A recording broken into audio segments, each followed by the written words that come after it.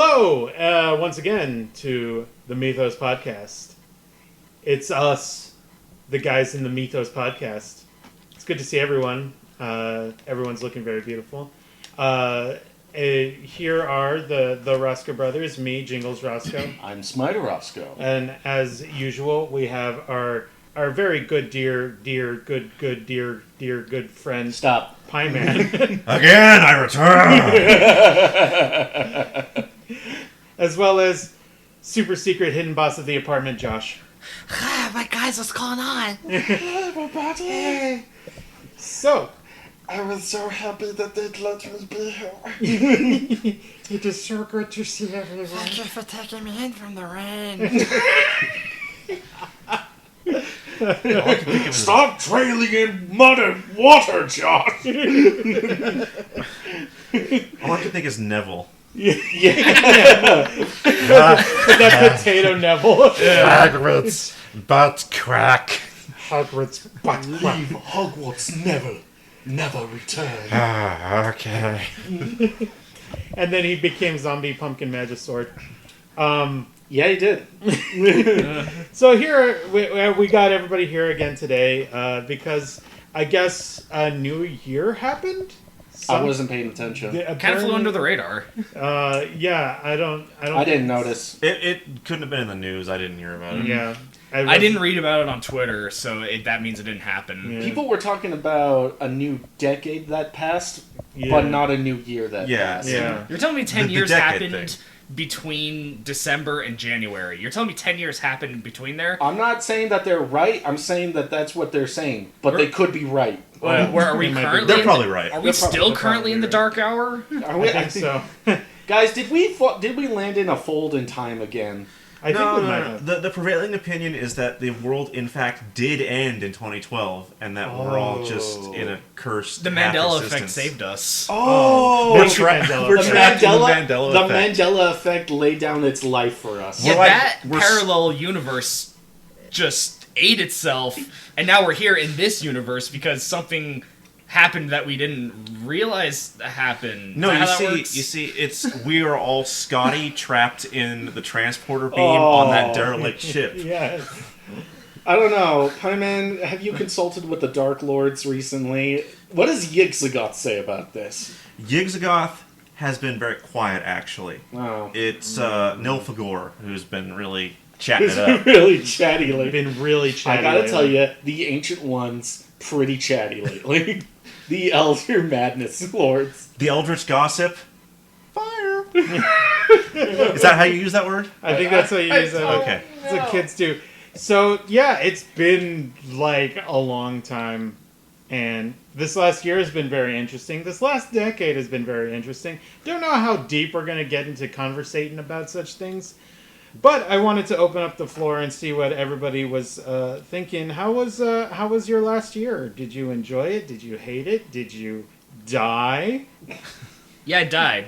I knew it. Yeah. And then you got resurrected. Yeah, I came back. Again, but I came back for the sequel. That's right. The search for more money. The search for more money.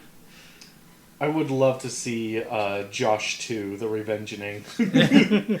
Yeah, it didn't hit quite as well with the critics. Not as well as like 3 and 4. That's 3 right. and 4. Look, they were running out of budget by 3, and then somehow they found a new studio to back them by the time 4 came out. No, you got hit with that wave of cult popularity, so they decided to reboot. That's Yeah, right. because people hated 2 and 3, right? Right. But then with enough time, people were all like, "Look, Josh 2 and 3 memes are still pretty good, so we're gonna push those super hard and bring out a new Josh movie." People only like Josh 2 because 3 and 4 didn't do what they wanted it to do. Oh, that's a right. good point. So what they decided to do was that they decided to do a reboot/sequel to Josh 2 and pretend that Josh 3 and 4 didn't happen. Oh, it's non-canon now. Yeah. I hate it when they make Josh 2 and 3 non-canon. It makes everything confusing. It's official now. You got to get used to it. Yeah, my adventures to Planet GT didn't actually happen. That's actually the thing that I thought was really interesting and kind of fun about the new Halloween that came out. Yeah. Was that only Halloween 1 happened and none of the Nothing. others. Yeah. Well, yeah, it's the only one that mattered. Yeah. I mean, have you ever seen any other Halloween movies? They get Interesting. Right. Even into Halloween 2, it got really interesting because by that one, Laurie Strode, like the big finale of that is Laurie Strode tricks Michael Myers in like hurls herself and Michael off the building by making out with him really quick, and that's like what about the time she also found out that Michael Myers was her brother too. Yeah, they were siblings. And then we start getting psychic powers and Resurrection, spiritual imprints. 3 happened that had nothing to do with that. Oh man, I love Season of the Witch. That is such. Oh my goodness. What do you think? 5 more days till Halloween. What do you think it's going to take for us to get another fun slasher villain like Freddy, like a fun-loving dude that also likes to kill people? Oh, that's a good question. I'm trying to think of like recent versions of this. What are you talking about? Topical as heck. Yeah. Child's Play. Yeah. Child's Play. I didn't watch the new one. It did get rebooted. So here's what's interesting. The Chucky series never stopped. No. This new Child's Play, this new rebooted Child's Play, was announced almost like a few months after the latest Child's Play. So you say it never stopped. Does that mean this new movie that came out, is that actually a reboot or is that just a sequel? That's the most confusing part about it. It takes place in the established Child's Play universe already. Are we just conditioned to call sequels that come out now to like long franchises reboots? This is the most frustrating part about it because they announced it as a reboot. Mm-hmm. Meanwhile, the old series, which by the way has still been going, it has still been going. Oh man, has still got plans and stuff that are already circulated. The last one, I can't even remember if it was like Cult of Chucky, I think, and that one took place in an insane asylum, and it was about Chucky somehow now has the ability to basically place other people under his command to aid him in his murders. Yeah, his voodoo powers have grown. Exactly. Yes. And that one came out. That one dropped, and I think it dropped on like Netflix or something. Probably. And and that came out, and then shortly after they announced Chucky, the new Child's Play. Mm-hmm. And I found that incredibly confusing and really unfortunate for the original movie series. I mean, the original series has gotten out of control. It's out of control. It's completely out of control. I think it felt like that these two things were not in communication with each other. It kind of seems like it, but you never know. You never know. Clearly, this is what happened in Lost when they had the flash forward flashbacks and then the flash sideways, and that's what they described it as, a flash sideways. Yep. Yeah. All right, gun to your head. Who do you think would win in a fight, Chucky or Ebony Devil? I'm trying to remember Ebony Devil. Stardust Crusaders.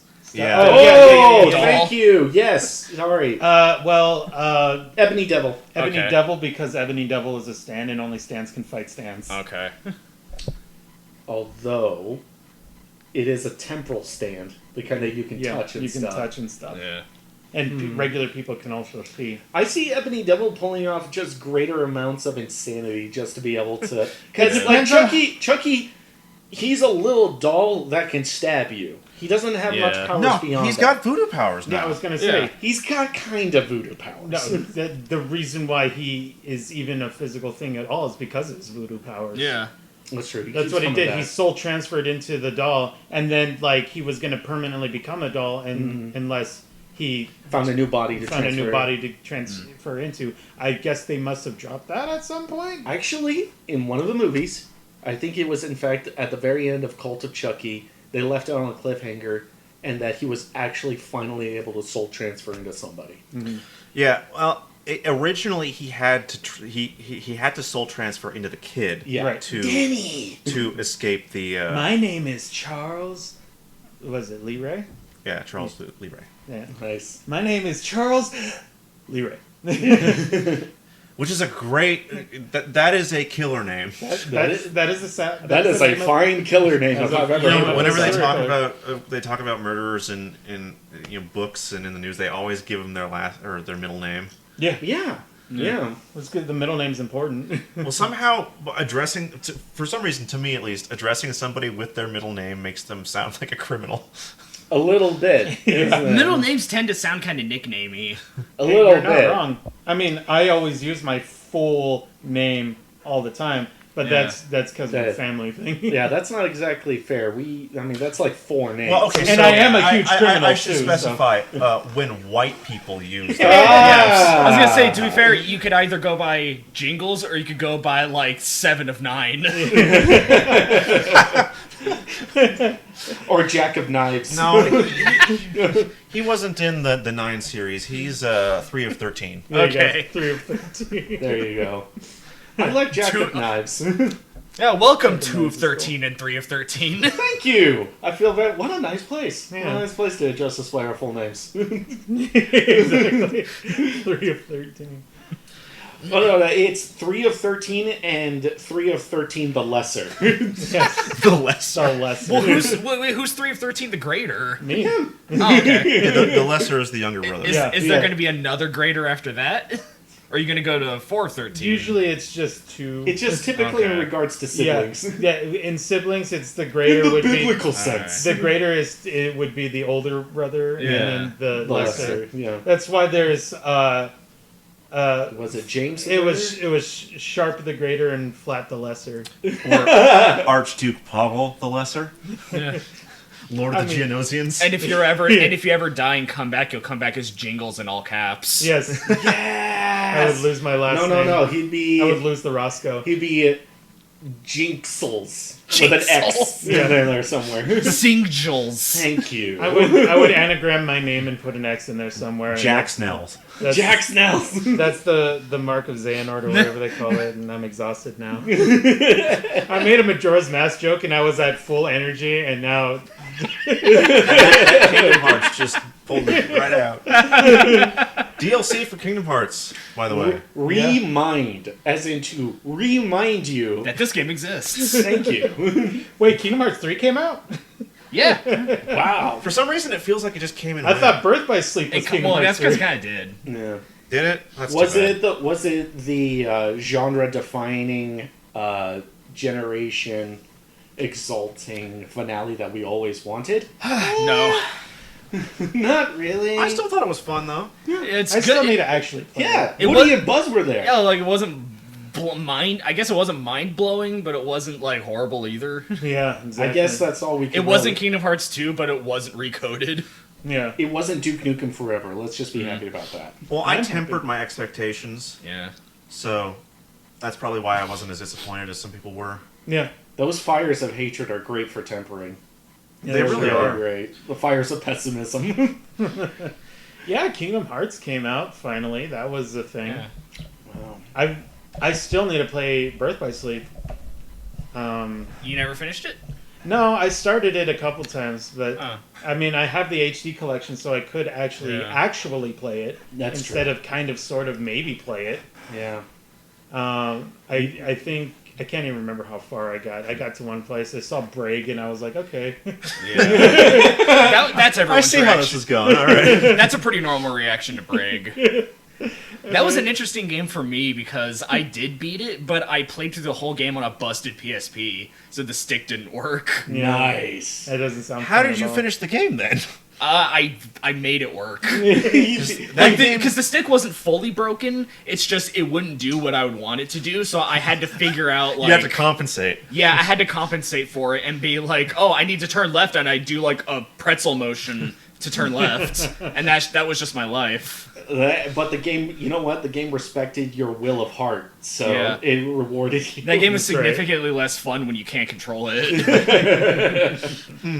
I'm gonna do something real quick. How is? Yeah, I didn't play Birth by Sleep until well after it was out. Nice.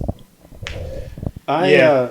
What about game like versus apparently the Unreal Engine games like Quake and stuff, which apparently look like they're more fun the less control you have.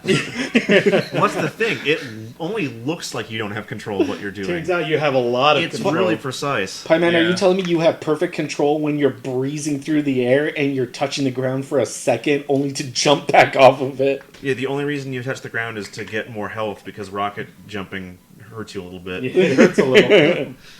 I see you weren't a bunny hopper way back in the day. I unfortunately was not. I unfortunately was not. Like, you guys ever see speedruns of Jedi Outcast and Padme Academy. Yeah. And they just like sideways bunny hop everywhere. My favorite move out of all those that I always see is when you're going up the big electrical tower as Kyle, and then you like jump, force pull like a soldier like to you, and like skateboard him through like a window.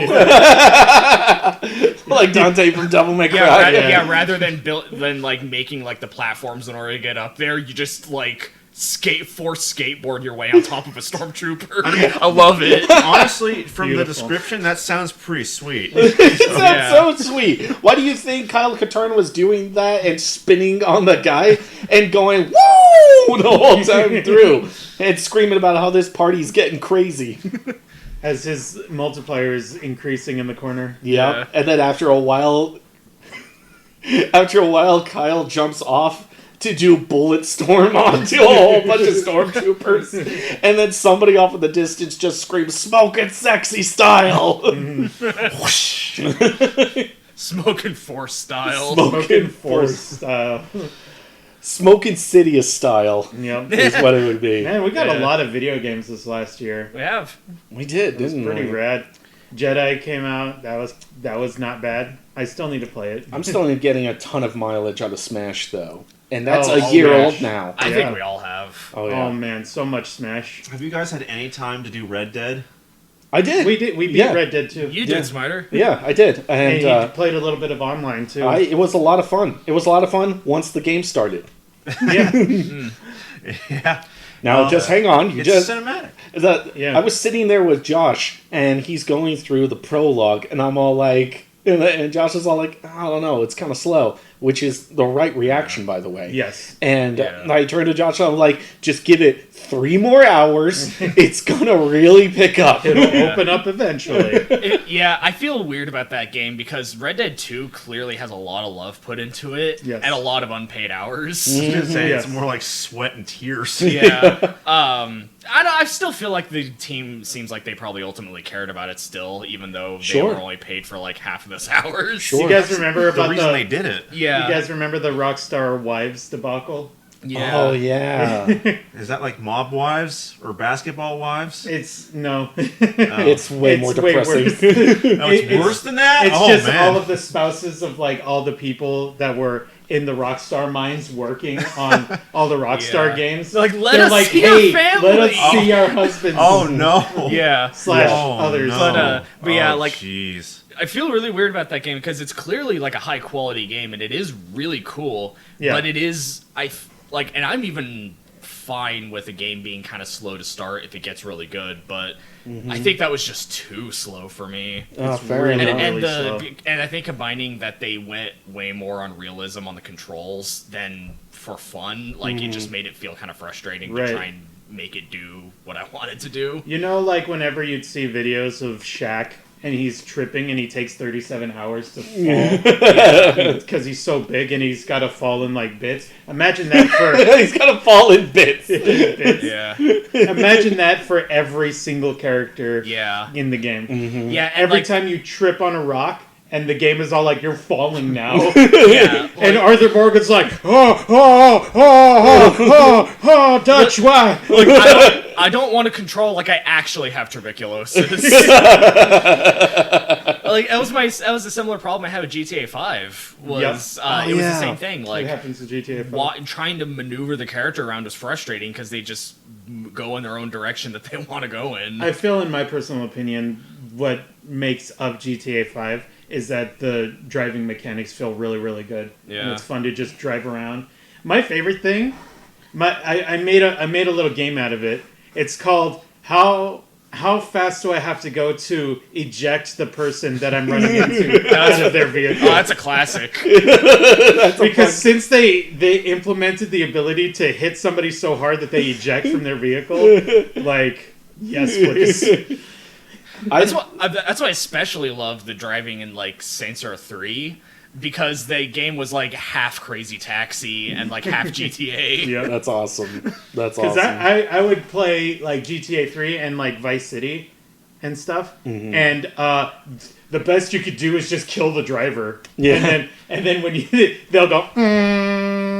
Yep. thing on the front wheel, and then you just go over, open up the door, pull them out. You can, if you hold back when you're opening up the door, your character won't go in, so you'll just pull the dead guy out and then go back to your vehicle. I don't know why I would just enjoy doing that. Well, the hearing that horn is irritating. You want him to stop. Excuse you, sir. Excuse you. I'm going back to my vehicle How now. dare you die when I hit your car? When I do a head-on collision with your vehicle going like 200 miles an hour. What, you can't take that head-on collision? Wimp. What a wimp.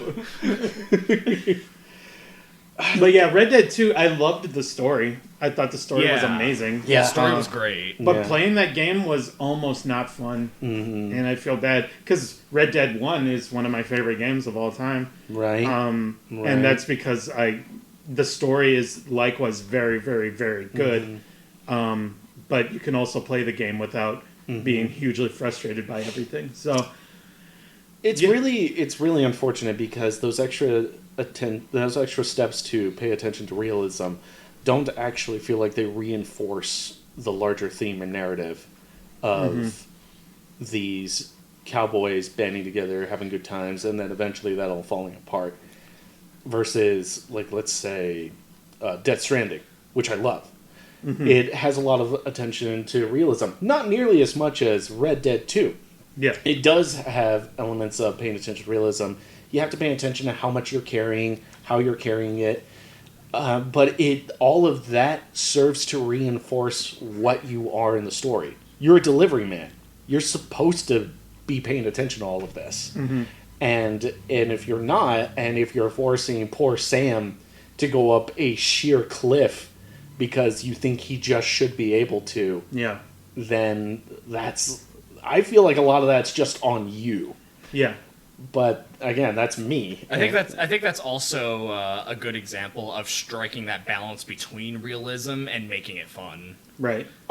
That's a good point because I found it fun. Because if you think about it, it is realistic within its own rules, and that like it's realistic the way you have to like carry stuff, and like it matters like how you pack everything and how you carry everything. Right. But on the larger scale, like running around with a 3-story package tower is not in and of itself realistic. Exactly. Right. And it's so easy for you to topple yourself at that point. But what is frustrating is getting off of my horse, having all my guns on my saddle, going into battle, having nothing on me because I left everything on my horse. Yep. Except for the stuff that's in your gun holsters. Yeah. Like you have to pull off both of your rifles and put them on your back and like then bring them like in that battle. To me that doesn't do anything. That's just kind of extra busy work. You just want your weapon wheel back? I do want my weapon wheel. Here's the worst part. The weapon wheel is there and it's encumbered by all of that other stuff. Yeah. They just made the weapon wheel like more annoying to access. Yeah. I was thinking, like, imagine in Death Stranding, like every time you go to pick up a package, there's like a 5-second cutscene of Sam picking it up, getting into his pack, putting it in there. It doesn't quite fit at it first. It doesn't quite fit, and then he gets it in there. As opposed to how you do it in the game. He picks it up, throws it on there, and it's up there now. He pulls out the clipboard, he documents down what he picked up. Right. Like what the date is. Make sure that no other porters already had this in transit, so that it's clear to actually pick this up and carry it to its destination. He calls his boss and asks him, like, "Hey, should I?" Because he has to page the office real quick. Yeah. Oh, by the way, BTs are nearby as well. Yeah. Yep. Be careful; you are likely to be eaten by Gru. But. No, that's a really good point, because Sam does just kneel down and he just snaps it onto his back if he wanted to. You're telling me that you don't like cleaning up your camp early in the morning, getting everything up on your horse and getting ready to set out, and then you walk just a hair too close to the fire pit, and your boot scrapes the side of one of the rocks, and you collapse into a pile of man. You fall into the bonfire, now you're on fire. No, it's out. You put it out. You're about to head out. Yeah.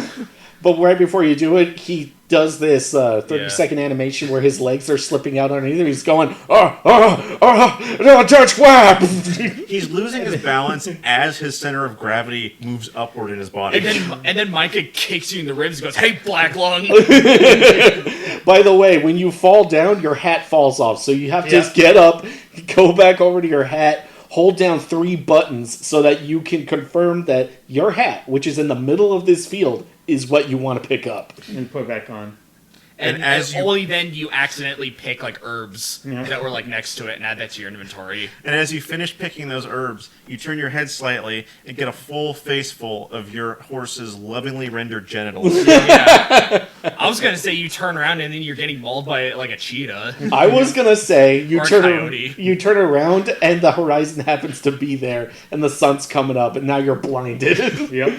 Now you're realistically blinded because you looked at the sun. That's right.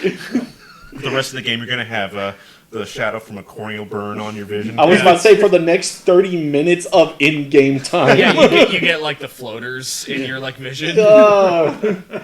Anytime you go into first-person mode, you have to click in the right stick, just like Alone in the Dark, to blink. To blink. Moisten eyes. Yep. Every time you fire your gun inside of a house without wearing anything over your ears, the audio just cuts out. Yeah. Press if you X don't to hold all of the correct buttons to put the gun butt on your shoulder the correct way, you hit yourself with the recoil and knock yourself out. Yeah. Oh, God. See, now you're actually kind of making me want like Gunslinger Quap. It kind of feels like Gunslinger Quap sometimes. You need to put the ear protection on. If you need to hold the gun properly, if it's one of those like big hand guns, Lever position. If you don't like position your arms properly, it just goes back and hits you in the face. I was about to ask you two about like, when was the last time you guys bruised yourself on a firearm? You know, I honestly haven't shot anything that's really that high of a caliber, so I actually haven't. All right, fair enough. I've never actually like injured myself like doing anything like Oh, that. sweet. So I'm guessing like when you first started, you had proper instruction. I did, yeah. Awesome. You didn't have. My dumb family, people. they were very big on like teaching the safety like behind it. Nice. So like we were never really like we were allowed to like learn it, but like we learned it once we were able to like do it safely. Cool. The first time I shot a Magnum, I got that numbness in the hands, like after you hit something with a bat. It Yeah. went away pretty quick, but it was like, ugh. Yeah. I think the closest thing I've ever really gotten was like firing like a rifle and then you get like a little bruising on your shoulder, but that's just normal. Did you guys ever see like that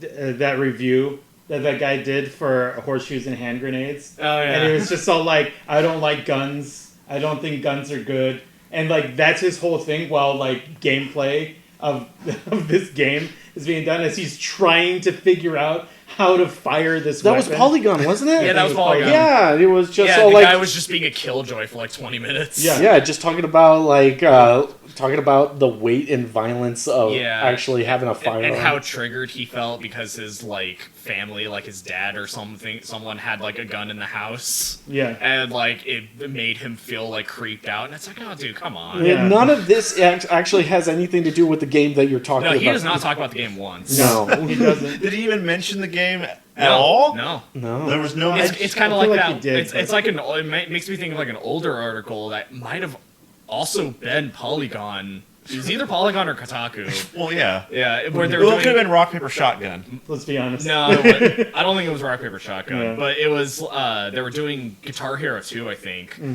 the okay. guy like hated rhythm games, so he didn't talk about Guitar Hero 2 once. Like he just said it's a dumb game for kids, and then wrote this huge write up about this like pretentious art gathering that he like went to. Yeah. Oh, really? Well, Yeah. Why did he choose to review the game then? His boss probably told him. Oh, he had to? That Probably. seems like a That's bad the- business decision. See, that's the biggest problem. Is like most journalists are being forced to review games that they don't even have any interest in. So it clearly shows when they review it. Yeah. That's why I think really like for how much information you can get on a game through like YouTube, through like Twitter, through just people experiencing it and talking about their experiences. Right. I feel like you don't even really need these like professional journalists at this point, really. That's it's unfortunately kind of a fair point. It's Yeah. Well, aren't like a lot of video game journalists just people who just got a job somewhere? That's Yeah. true. Yeah, Journalism is unfortunately it's dying. It's still becoming a dying breed. And that sucks because on the other side of it, I don't think it should be a dying breed. But I think agree. I think what they need is to refocus. Yes. Yeah.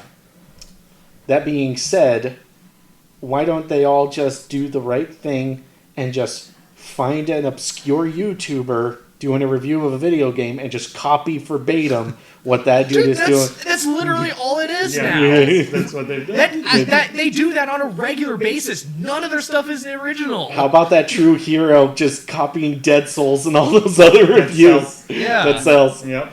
Hey, you played Dead Cells, didn't you? It did. Yeah. How did you enjoy it? I really like it. Because it's got all those roguelite elements. Did right? that come out in Yeah. 2019?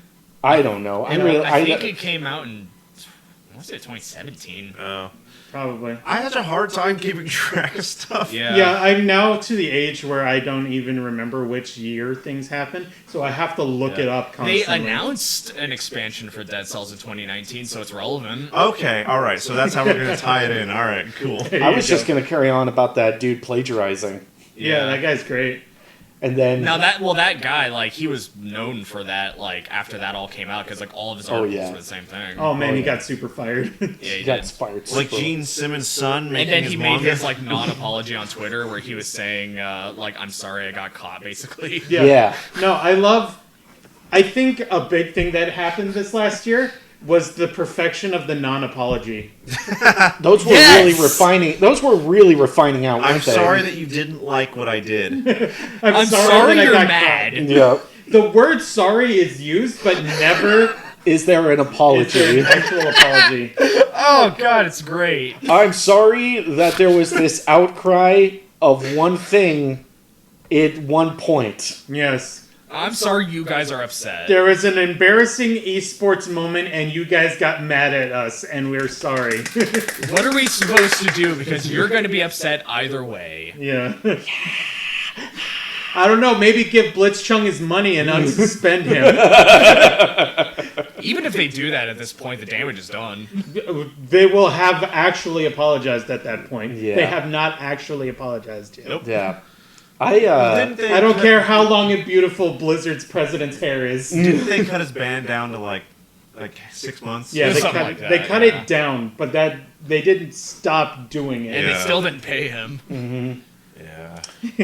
Instead of whipping him, they're whipping him less. I hated it so much because like that happened literally right as I was getting back into Hearthstone. Oh. I was like, oh. And I guess the newest thing on that front is that Blizzard like officially sponsored like competitive team thing they've been recruiting people for like Overwatch, so they like recruit esports players on and then they'll pay them like a salary to do professional esports. They're just straight up not paying their salary now.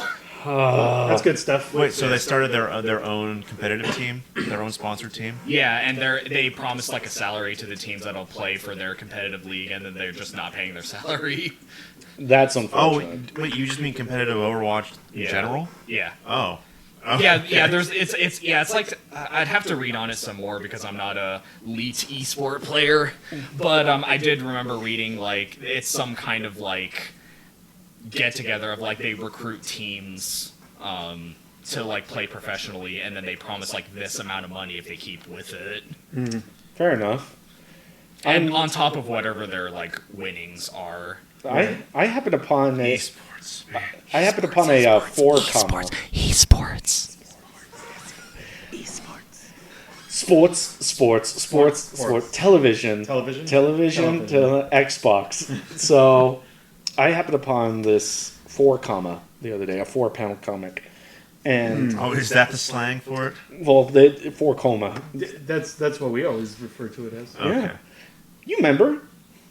No. I mean, I know we call them 4 pounds. I didn't know that 4 commas was the thing. No, it's not slang. It's That's what the Japanese people call it. It's one of their creations. Yes. One of those far distant ones from the distant east. Well, they come up with so many awesome words. Yeah, they do. So, It's usually just sandwiching two other words together. And cutting out like half the other parts of the word. Cutting out with Zahando.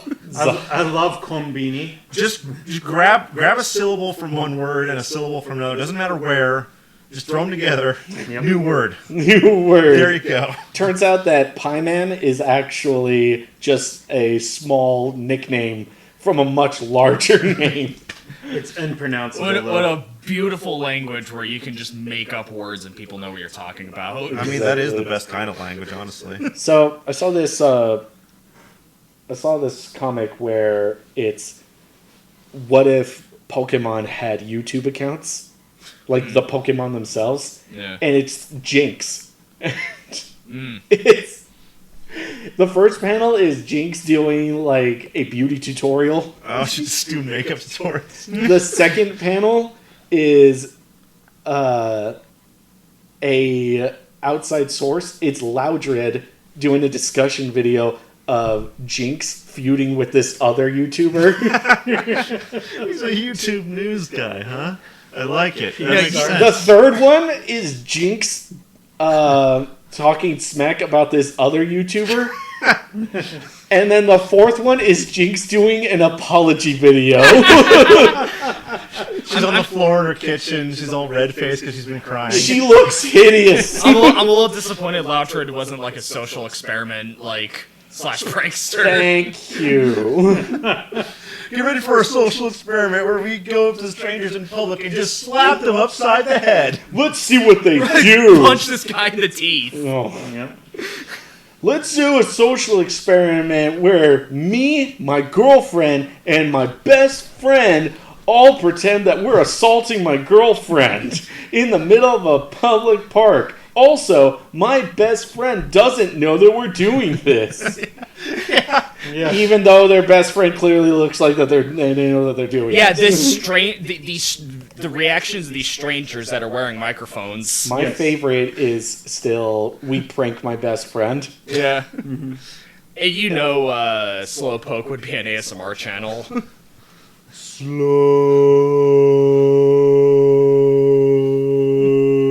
Oh man, that's getting my tingles going. Right in the back of It's my like neck. ASMR sleeping.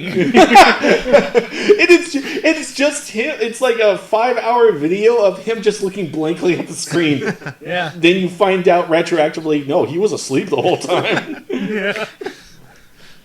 Oh man.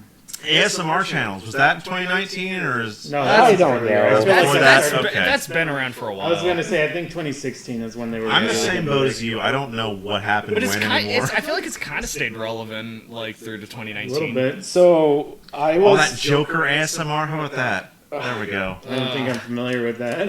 When the Joker came out, every single ASMR channel started doing Joker themed ASMR. What that's even? hilarious. I Oh. know, right? The one I saw was like Thanos eats KFC on his lunch break ASMR. Oh my gosh. Honestly, there are some of those channels that are actually pretty creative. Yeah. But at the same time, Yeah. there's a lot of garbage. I'd been recently getting back into listening to Paramore, right? Yeah. For research for one of my characters. Good for you. And as I've been doing that, I'm all like, hey, Haley Williams is so pretty. And I'm like, just sort of, and I'm just like admiring her and stuff. And then one day in my feed, guess what shows up? Haley Williams does an ASMR video. And I'm all like, no, you won't get me today, ASMR. Not today. You're not going to rope Very me clever. into this. Very clever. But no. I'm not going to watch this one video and then have my YouTube recommendations Yeah. inundated. Yeah, it's funny because like I don't really do ASMR, but I have noticed a lot more like ASMR cooking channels I was where gonna it's like say. regular like Oh. cooking recipes, but they just have a really high quality mic. Right. Huh. I kind of like those just because I like watching cooking videos anyway. I was gonna say, like, I came across an ASMR cooking video that I didn't know was an ASMR cooking video. Yeah. I thought it was just a really quiet, like, cooking video. And then my buddy Mel, because it was written in English, like peach pie or whatever, like no bake peach pie, and then the rest was written in Japanese, and she's all like, "Oh, it's a ASMR thing." I was like, "Huh," and then that's when I actually like listened closely, and I was like, "Oh yeah, you could hear all the little."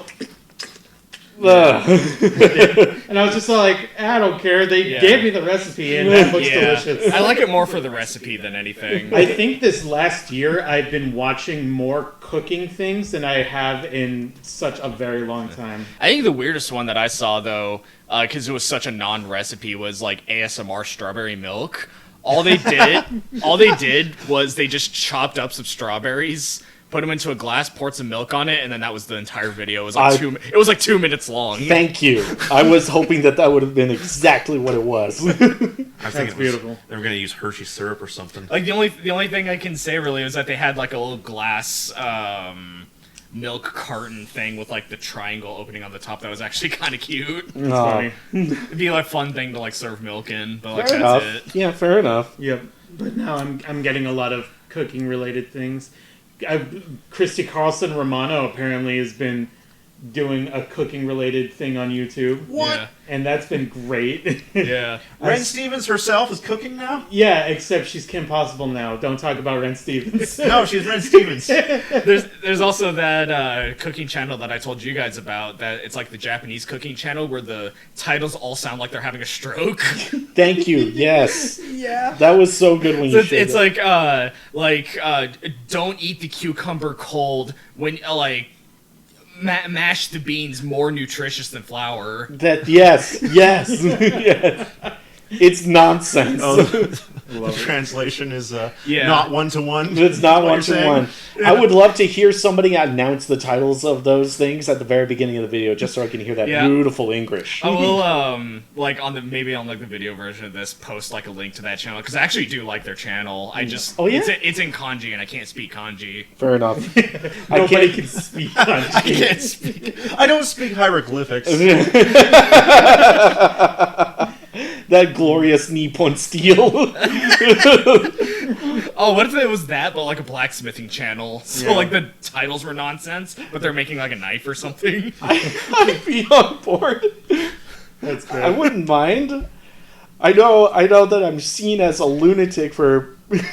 It's not good steel, guys. I know it's not good steel, but not. it's funny. I think No, I it's think the what best. I think what makes it really good is the fact that they're able to make the quality of steel that they do with like so few materials. Yeah. Sure. Like they yeah. take what is essentially unusable iron and make it like decent. Yeah. and make it okay. Yeah. Yeah. That tenacity, that dedication. It's those 1,000 folds. Yeah, which is what makes Butterfingers the superior candy, I guess. Exactly. You're right. They are folded 1,000 times. Butterfingers are just katanas. That's They what I'm are. saying. That's why they're They're superior. okay and overrated, and they're folded 1,000 times. Now those are that's just a mean-spirited lie. Well, you just can't accept that Butterfingers are the katanas of candy. Yeah, and that's why they're the best. That's why they're the superior technique. So every if you single eat time. this Butterfinger, it'll cut space and time. I'm saying that like with enough skill and with the proper Butterfinger, you could cut space and time. So are you saying that Butterfingers also became incredibly popular during the early aughts and everybody thought that they were the best candy bar ever? Although in hindsight, we all recognize that they're fine, they're good, Yeah. but they're not the best. No. I'm telling you, Butterfingers are the best, and they've always been the best. If you go back to those Edo period wood carvings, you see the samurai holding their chocolate bars. What would you guys say is the like actually really high quality Spanish steel of candy? Of candy? Like something that doesn't need to be worked on too much, and it's like really really great. I gotta say, like, probably like Reese's. I was about to say Hershey's bar, just Yeah. pure Hershey's bar. I was thinking also maybe Milky Way, just because it's just Maybe. like caramel chocolate. I want to say Milky Way, but I feel like Snickers are just kind of like better Milky Ways. Yeah. Whoa. But there's more to it. Those are more Yeah. like the Scottish Claymores. Yeah, because all you do is you take a They milk, have extras attached. and it's the length of a man. No, Snickers it's a flamberge. No, that's those Chicka Sticks, because they're, I guess it's okay, and it's unlike anything you've ever seen. Right. Or- Chica sticks are the scimitars of candy. No, they're the Kopeshes. Kopeshes. It's a lot more specialized. They're the kukris of candy. Yeah. But what's the rapier? That's what I want to know. The pure dueling candy. The purest dueling. Three Musketeer. Three Three Musketeers. Musketeer bar. Damn it! The Yes. dueling candy You is... dunked yourself. I did. I was all like, "Josh, watch me go!" And then you kicked out my legs out from underneath me and showed me how to do No, I solid went- stretch Jordan jump. I went to, and you just kind of tripped ass over tea kettle, and then the ball still made it straight through no rim. And I turned around to the rest of you guys. I'm like, pretty good, Your right? nose is bleeding.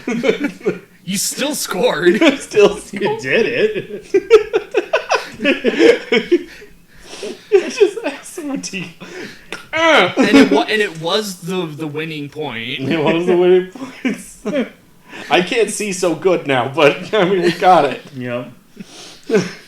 Oh man. The Three Musketeers. That was not that great of a movie, but I still like it. I don't think there's ever actually been made an actually good Three Musketeers film. Fair enough. And that's surprising. Because it's a timeless classic. It's one of Yeah. those things Yeah. that should be easier to adapt. But I guess not. Come with me, young D'Artagnan. Ah, Oh, D'Artagnan. I mean, I guess. Let us fight Cardinal Richelieu. I guess Disney did pretty good with like doing a Three Musketeers thing. Which one? The the 90s one? there was But the I was, because, There were two. yeah, Yeah. there were Oh, sorry, no. Three. There have been 3 Musketeer movies. I was gonna say, what was that the name of it? But there was like the Three Musketeers like Disney movie thing they did where it's like Mickey, Donald, and them. Yeah. Thank That's you. parts. 4. Sorry, 4 of them. I prefer There's more, the but- Wishbone episode of the Three Musketeers. Yeah. Yeah. I So- prefer the sequel to the Three Musketeers, which I think was just called The Musketeer, where Yeah. after D'Artagnan just continues being a musketeer after the other 3 are gone. Yeah. See, why is it Porthos, that, Aramis, that and, none of those uh, musketeers have muskets? Oh, hey, in the movie they did. Yeah. In the 90s Yeah, okay. live action. In fact, movie, they did. got into a big old gunfight at one point. Yeah, it's great. It was It's just awesome. that most of it is interpersonal duels, so Yeah. they use their swords instead. Yeah, I do find Yeah. it funny that people, when you say the Three Musketeers, people associate like the rapier with that, even though their like description is like gunmen. Yeah. Gun guy. That's right. That's right. That's it's what like a toting. musketeer literally is a guy Yeah. that has a musket with him. Yeah. And also, I guess, defends the French crown or whatever. I don't Big know. smooth bore matchlock. They fire it once, and like, oh, I can't use this anymore. Well, gotta throw this away. The round. Single use muskets. My favorite thing about early firearms is how they wouldn't so much explode and propel the bullet forward, so much as they would slow burn, and the bullet would plop out. Hey, but if you got the powder mix right, it could go pretty hard. Yeah. It could even go as far as 100 feet. I was And gonna say you know, you could get a few yards out of that. it'll land within a few meters of where you Well, aim. So. well, I mean, it'll kill like pretty far. It's just you can't control where it goes. you have to fire it at a mass of You guys. can be fired. It'll hit one of them. You can very easily fire at someone in front of you and accidentally hit the guy standing next to you. This is an ounce lead pellet. More than enough to kill anything that moves. As long as it's only one thing. It's very close. Technically, I feel like the exploding gunpowder would cause more damage than that single bullet. You could take that fuse, you could take that wick, everything that's stuffed in there right next to the trigger, and put that right next to the guy's head, and you do more damage. Yeah. Oh, sorry. And if you did hit them with the bullet probably wouldn't even kill them. It would be like disease and stuff that would kill them afterwards. Oh man. That was a major problem. That was, for yeah. real, though. Those things kill you really good. Though. Very easily. Could kill really good. Don't shoot someone with a musket, guys. Please Just don't. don't do it. Please don't. No, they weren't super accurate, but yeah. But they do kill. An inch lead pellet tearing through you. That could mess you up real good. That's right. It could mess you up real good. And Anyway. yes, We're weren't we talking about the last year or something? No, I don't know. No, we're Muskets, talking about very early relevant. fire. Very relevant. Thank you. Hey, wasn't it that like as long as there's a knife, like what was it? Bayonet. Like anything is a bayonet as long as it's got a knife on it, or what was it? It's attached to it. Yeah, if you attach Well, something, if you attach a something knife else, to- it's a bayonet. Yeah. I mean, like what Wooly was trying to do. He thinks that anything with a drum magazine on it is a Tommy gun. And wasn't he also It's true. saying like anything by this loose description is also a musket or a bayonet? Yeah, What was it? he thought that World War II was fought with muskets. World War One, which is still equally as Yeah, insane. so Yes. World War One was fought in with the age of muskets. machine guns And he thought because it had a Yes. bayonet attached to it. It was a musket. Yeah. Oh, Yeah. okay. There you go. or a way to call out this specific YouTuber. I know. I'm sorry. Got it. No, I'm not cutting it. No, Yeah. we're not cutting that. I'm gonna call out Wooly until he admits he's wrong. Until he comes over and challenges us to guilty gear. Wooly, come onto the podcast and defend yourself. Will it be a trial by guilty gear? A trial. You have chosen death. Then. Just like that Japanese guy that like embarrassed himself to his like daughter's boyfriend's family. Oh, really? I don't think that's ever gonna be as amazing as that guy that lied about Autumn Stunfest. Autumn Stunfest! Break that down for me. I'm having a hard time Oh, remembering. Josh can explain it way better than I So can. the long short of it is there was this guy in Japan who took time off of work saying that he was going to a fighting game tournament called Autumn Stunfest. Cool. A tournament that doesn't exist. Oh, Right, I'm that's gonna like It point just out- isn't real. There, Oh, shoot. there is a real fighting game tournament Yeah. called Stunfest. Oh, I just remembered the story now. Yeah. Please continue though. But yeah, like, there is Stunfest, but he said he was going to Autumn Stunfest, which is not real. Oh, so and it it'd was be like going to like Summer Comic-Cat. yeah, Summer Comic-Cat. That's yeah. just Comic-Cat. Yeah, it's just coming. And on top of that, he said it was supposed to be like in France. In And- France. Yeah. So he was going to be flying to France for it, and he was sending pictures on his like social media of like locations and like getting food and stuff like that. All of which turned out, I think, to be just pictures from like a tour book that he posted. Turns out, it seems like I think it suggested that he just never left his house Yeah. and he just stayed home for his vacation and then Nice. claimed to win Autumn Stunfest. Yeah. Nice. He won too. Yeah, Good he for did. him. Yeah, He beat Autumn Stunfest. that's great. And then I think his like job fired him for some reason like a week later. That's good. That's strong. I don't know if it was related to that or not. Yeah. That's really strong.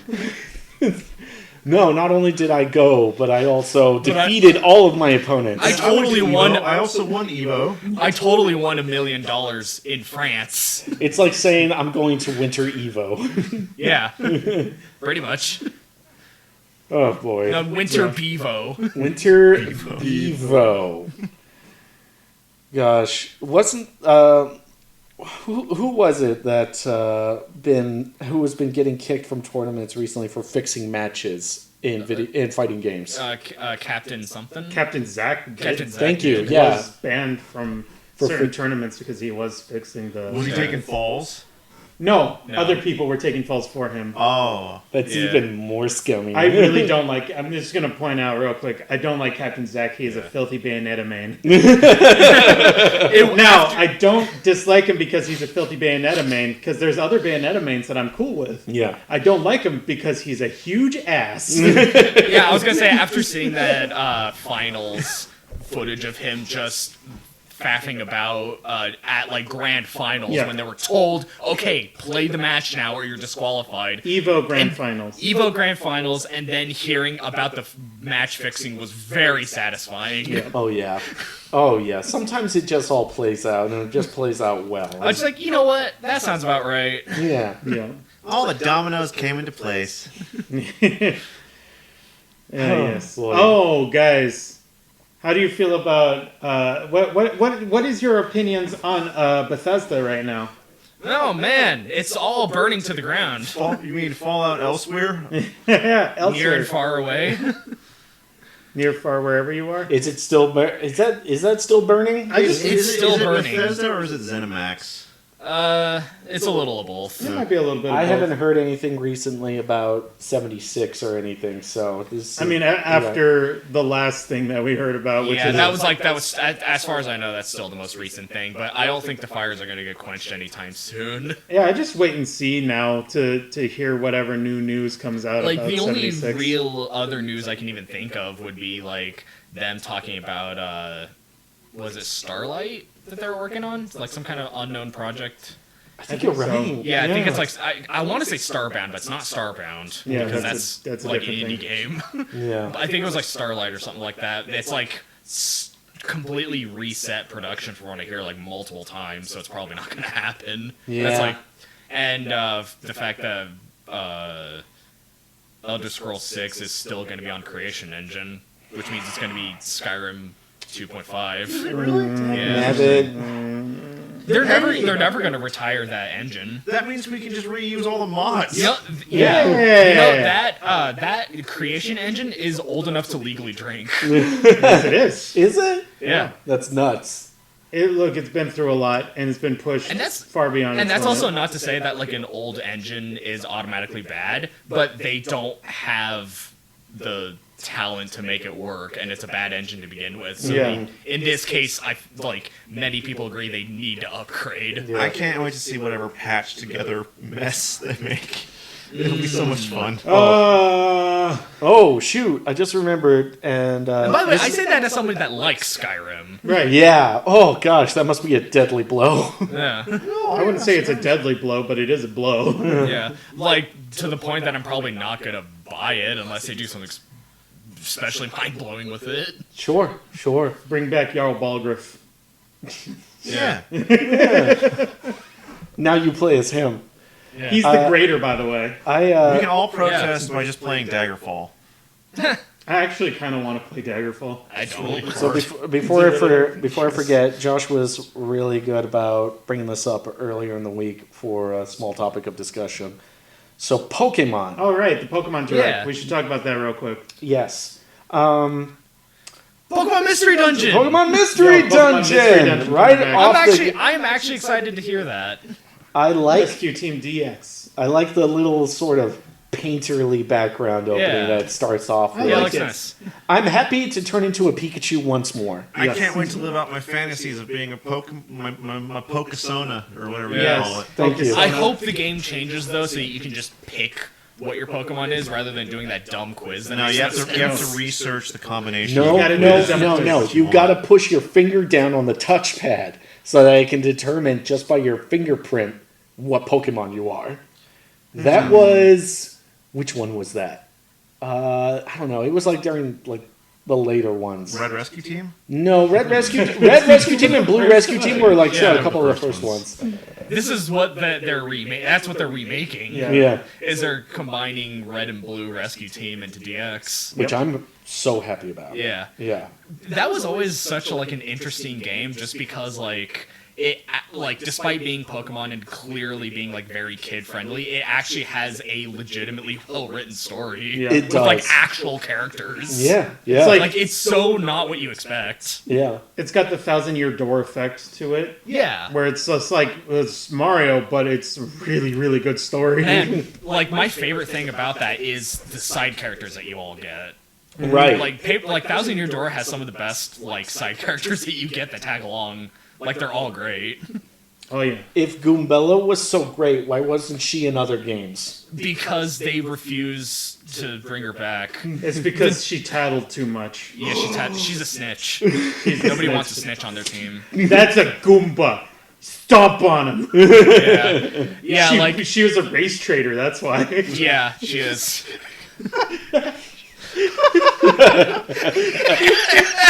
The racetrack. So was Goombario, admittedly. And so is true. Goops to a certain extent too. Yes. To a certain extent, Goomba. Mario and his gang of racetrack.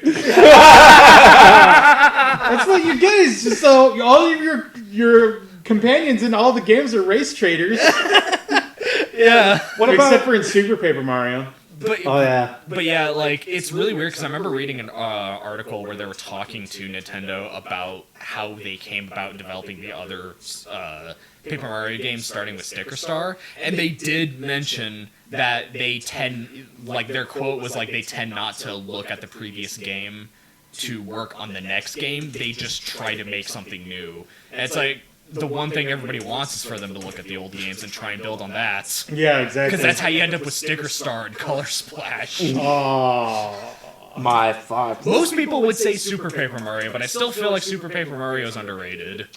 I agree. Despite not being as good as Thousand Year Door still. no. I would agree there. I actually really like Super Paper Mario. Yeah. But, I mean, Thousand Year Door is a masterclass. Yeah. So And which Super Paper Mario game came out in 2019?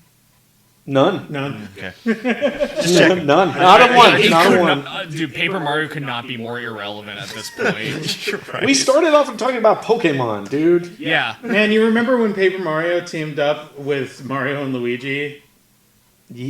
Oh. Yeah. Whoa. And, And the what was Mario it? and Luigi. What, Dream Team?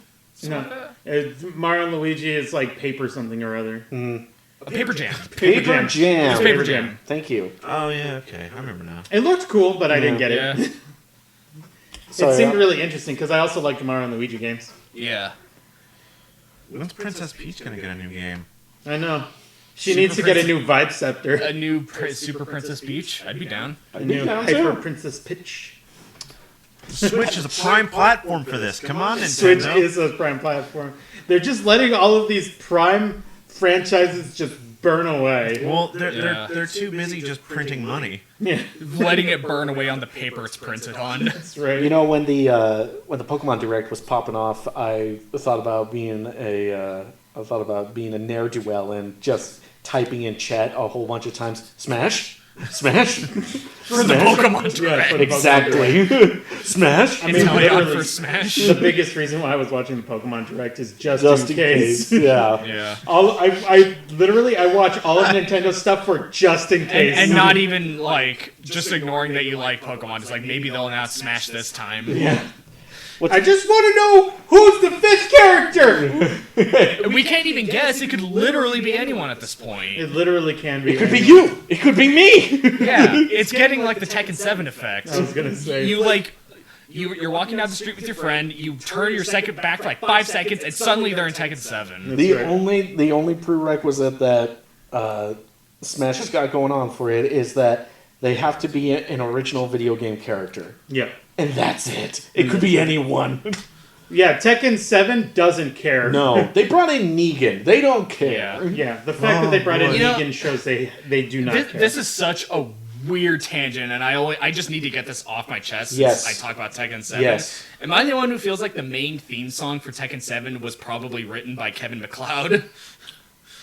Oh gosh, I need to re-listen to that. Yeah, Because I need to it's re-listen. such a generic, like, you hear this song a million times in the background of YouTube videos. Like, it's such a generic song. Oh, I I have to need to listen listen It to that. sounds royalty free. Yeah. I believe that. This tune smacks of royaltiness. Yeah, like every time I hear it, it irritates me because that's what comes to mind. I had to get that off my chest. No, that's a good point. If that sticks out to you, that's fair.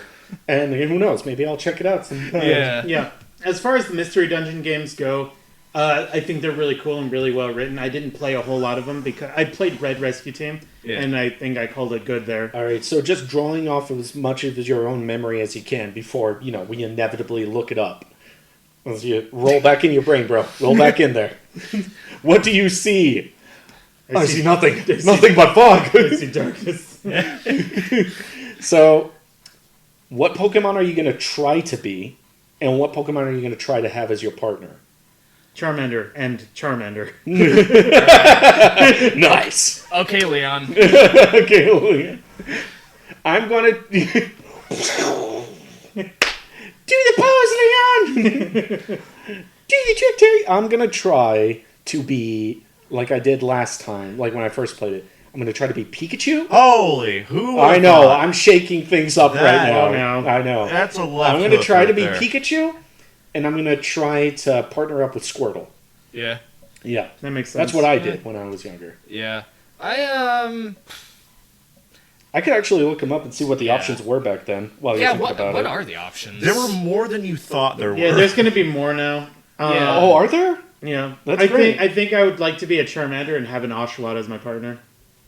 Oh, they're really just pouring them all in, aren't Yeah. they?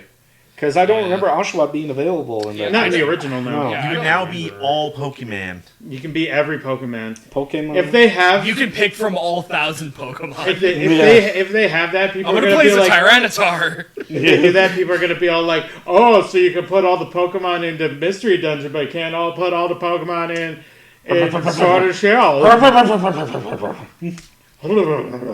Let's see. No, you're not allowed to enjoy it. Stop enjoying it. know. Don't like things I'm that I sorry. say you shouldn't. Oh, So perfect. Blue Rescue Team, I- Red Rescue Team. I'll let Right, you look that up real Yes, quick. keep going. I want to bring up a thing that I had watched earlier this week. There was this video. It is because there's a few channels that specify in going into Ask Reddit and then just like going over the answers and Oh, stuff, like jeez. questions. It's really dumb, but it's interesting stuff that people talk about on Reddit. And one of them was all like, cosplayers of Reddit, what is the one cosplay you will never ever do again, and why? Because they have that very specific text-to-speech like voice. And a lot of people were like, hey, were like cosplays that they enjoyed and felt good in and felt that they did well. But there were people that kept coming up and being all like, the character that you're cosplaying as is ruining the fandom of like this thing. Like Oh, jeez. this guy was Oh, like, no. he's like, I can't do Star Wars cosplays anymore because I did like one of the main guys from Rebels, and there was this one guy that just came up to him and was like, had to talk to him about why Rebels is not as good as Clone Wars and all these reasons why. And then like he said that he did somebody, I think from Solo, like a Solo specific character, and it's all like other people coming up and had to explain all the reasons why Disney is ruining Star Wars. And it's just all like I don't want to do this anymore. and at the end, it was literally like, just let people like things. No, you're not allowed to like things. You have to like what I like, You're dressed up or as you a- hate me. There you go. You're specifically picking a fight with me if you dress up as a character from a thing that I don't like. Right. Okay, I got. I got it also. All right. And I think I'd actually, because I see Cyndaquil is available, I'd probably try and go for Cyndaquil. Yeah. yeah, you got Bulbasaur, Charmander, Squirtle, Pikachu, Meowth, Psyduck, Machop. Ooh, you could go all the way to Machamp with that. Oh yeah. Okay. Cubone, Eevee, Chikorita, Cyndaquil, Totodile, Trico, Torchic, Mudkip, and Skitty. Pieman, what would you be, and what partner would you have? Skitty, so I can get with a big old whale lord. Nice. Yeah. And what would your partner Pokemon be? A whale lord. It's not available. A whalemer. What would your partner be, Josh? Maybe Bulbasaur. Yeah, why not? What about you, Pieman? Honestly, Skitty? I'm not gonna play the game. You hate us. You hate us. You hate Pokemon and you hate us, and I hate you too. I'm- Way to go. I played, You literally just said, "How dare you not like? How dare you like this thing?" I didn't say that you couldn't like it. I'm just I've saying. just No, done you didn't. No, you didn't. Why would you betray us in this moment of need? I only played the first, like, it was red and blue. Yeah, red and blue rescue team. I was pretty sure it was blue that I played, and like it was okay. I just didn't like that much. Now you're going to tell me something crazy, like you never enjoyed kicking my head in on Pokemon matches. I mean, it was never the main reason for playing. I'm still, for the record, I know I've already told you guys this, but for the record of the podcast, I've still never beaten Pieman at Pokemon. And you never will. And I never will! You can't.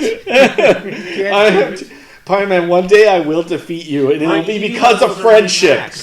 I will defeat you, and it'll be because of the bond that I have with my Pokemon, and not at all because of skill. Yes, exactly. Yeah, the bond of friendship has nothing to do on stats.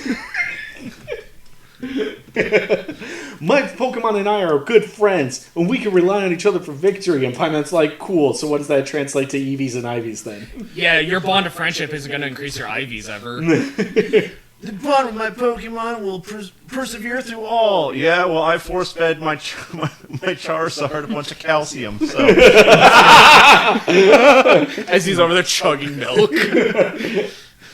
So, on top, I guess we could talk about the other big part of the Direct, which was the new Sword and Shield expansion passes. Yeah. If we have to. I mean, I have to. Live service Pokemon. Look, Pokemon introducing... That's what expansions are, right? Yeah. Pokemon, Yeah, it is, yeah. Pokemon introducing MMO elements, I'm on board for. You want your full Pokemon MMO? That would be cool. It looks like it's leaning towards that, and I don't mind it. I think it's really cool. Sick. I only have to pay $30 to get both the Burning Crusade and Wrath of the Lich King. Yeah. I think that's a pretty good deal. It sounds like a pretty good deal. And especially now that in the second expansion, when that eventually comes out, you can full on go on dungeon raids with other trainers. Yeah. Yeah, I was wondering how much from Pokemon Go was going to start permeating things. They seem to be using it as a test bed for a lot of stuff. Yeah. Which I think kind of makes sense. I mean, they did that for the Let's Go games. Yeah. They actually said that in interviews and stuff, Yeah. too. Well, I mean, the fact that they used Go in the names is kind of a giveaway, but Yep. Yeah. I hope Niantic made $1 billion. I'm pretty sure they have. Yeah. I'm pretty sure they're continuing to. Yeah, I think the expansion is looking pretty good. I like that they're, I like that they're adding more Pokemon to the decks, and I kind of figured they were going to eventually. Yeah. I agree. Yeah, I think you even said that before, like Yeah. like even before Sword and Like, Shield we're probably dropped. going to get an update of some kind that'll add them. Yeah, That's what I was Guns. feeling too. I think the only thing I'm waiting to see is if they're going to just have this be the only expansion pass you have to pay for, or if they're going to release another one at like a later date. I think they might. I'm pretty sure that they're gonna keep updating the game for a little while. Yeah. I don't think. I don't think this is gonna be it. I think that there's gonna be more, like the Smash pass. Yeah. Like at first, people were like, "Is this gonna be it?" But they, considering how successful it was, they were like, "Yeah, we're gonna try and shove as many characters as we can in here. There'll be more passes later on." Well, the fact that they call it a pass, kind of indicates that they're at least considering continuing on development Sure. of further content. Hey, what do you guys think is the possibilities of Pokemon having a roadmap? It's undoubtedly that it has it already. They got a publicly announced. I mean, No, the a roadmap. publicly announced one? Yeah. That's different. that is very different. Yeah. Because behind every product this, has a roadmap. behind the scenes company one, undoubtedly they already have it. A public one, I actually don't ever see them announcing a public roadmap for everybody. Yeah. Nintendo doesn't really do that. No, exactly. That's not their style. Yeah. That ain't my style, young Casey said. But I'm really looking forward to meeting Cup Fu and training him in the art of wushu. Yeah. Yeah, how do you guys feel about the new legendaries that they're adding? So I'm really curious about Cup Fu. I think it's considered a legendary, right? Yeah, it's a legendary. It's a legendary that evolves, Yeah. and that surprises me because Yeah. I can't think of any other times that happened. There have been legendaries that have changed forms. Yeah, I think, what about, Actually, I don't think Kubfu is actually a legendary. Oh, it's a pseudo-legendary? Yeah. Might be. It's a super special Pokemon that you're gonna get at the beginning of the expansion. I think they said it was a legendary at some point. No, it's going to be like a Tyranitar. It's going to be a really powerful regular. Okay. So it's fair pseudo enough. legendary. Pseudo legendary. I think, was it Calyrex? Is that Yeah, a legendary? Calyrex, I think, is in fact It is a legendary. legend with its massive mental. I gotta say, I don't know how I feel about Calyrex. I don't brain hate it, move. but it's kind of weird. Yeah. It's because the little legs that can't hold up the giant brain. He won't leave the library. Hey, dude, where do you work out? Yeah. The library. And I think Cub Fu, like I like the idea of it, but it's another one of those like I feel like it's that was like a problem in like Sun and Moon, especially when they were releasing the Ultra Beasts, is like legendaries or pseudo legendaries that just kind of look like regular Pokemon. Yeah. Yeah, that's a good point. Yeah. Because I feel like they knocked it out of the park with like Zacian and Zamazenta. I think they're great legendaries. And they look like legendaries too. And like Yeah. Eternatus is like also a really great legendary. Yes. Gosh, what a mess of a Pokemon. But we are all, yeah, it kind of looks like a Yu-Gi-Oh monster. Which I kind of like that it does. Yeah, fair enough. I summon. I mean, Yeah. But we're getting all the other legendaries again. Yes, we are, and the legendary birds look like they're getting new Galarian forms. They look like it. That looks cool. Yeah. I'm New down. Reggies. New Yeah. Reggies. I saw like I'm only gonna throw names out there as like I think Reggie Electric or Reggie Lightning and like Yeah. Reggie Dark or something. I think it's Reggie. I think it's a dragon type. Yeah. I saw a Ooh. fan list. They refer to it as Reggie Shock and Reggie Drake. Yeah. Ooh. It does, and I like that. and that makes sense because the one is obviously looks like it's got electricity in it. Yes. And then the Yes. other one looks like it's kind of got like the like a dragon mouth for like an arm or something. Yeah. Yeah. Gosh, that reminds me of Digimon. Digimon. About like one of the evolutions of the little fire dinosaur.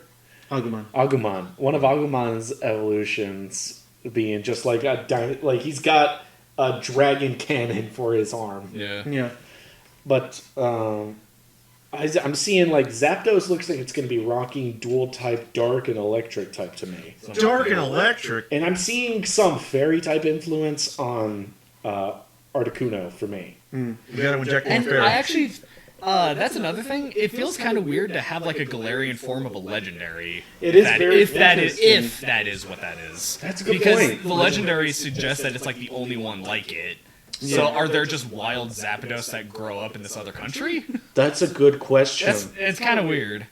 That is but- a good question. But I think they just showed pictures of it. They didn't say that they were Galarian forms. No, of they it, didn't did say they? that. Yeah. So they could also very well just be other Pokemon. So What does Galarian Entei look like? yeah. Like, what if you had a Galarian Mewtwo? That would be weird. that would be odd. That would be different. Yeah. Sorry, I'm trying to imagine that right now. He'd look like Mewtwo Y. It's just Mewtwo, but he's really into beef Wellington now. I want to try some beef Wellington. He becomes gold.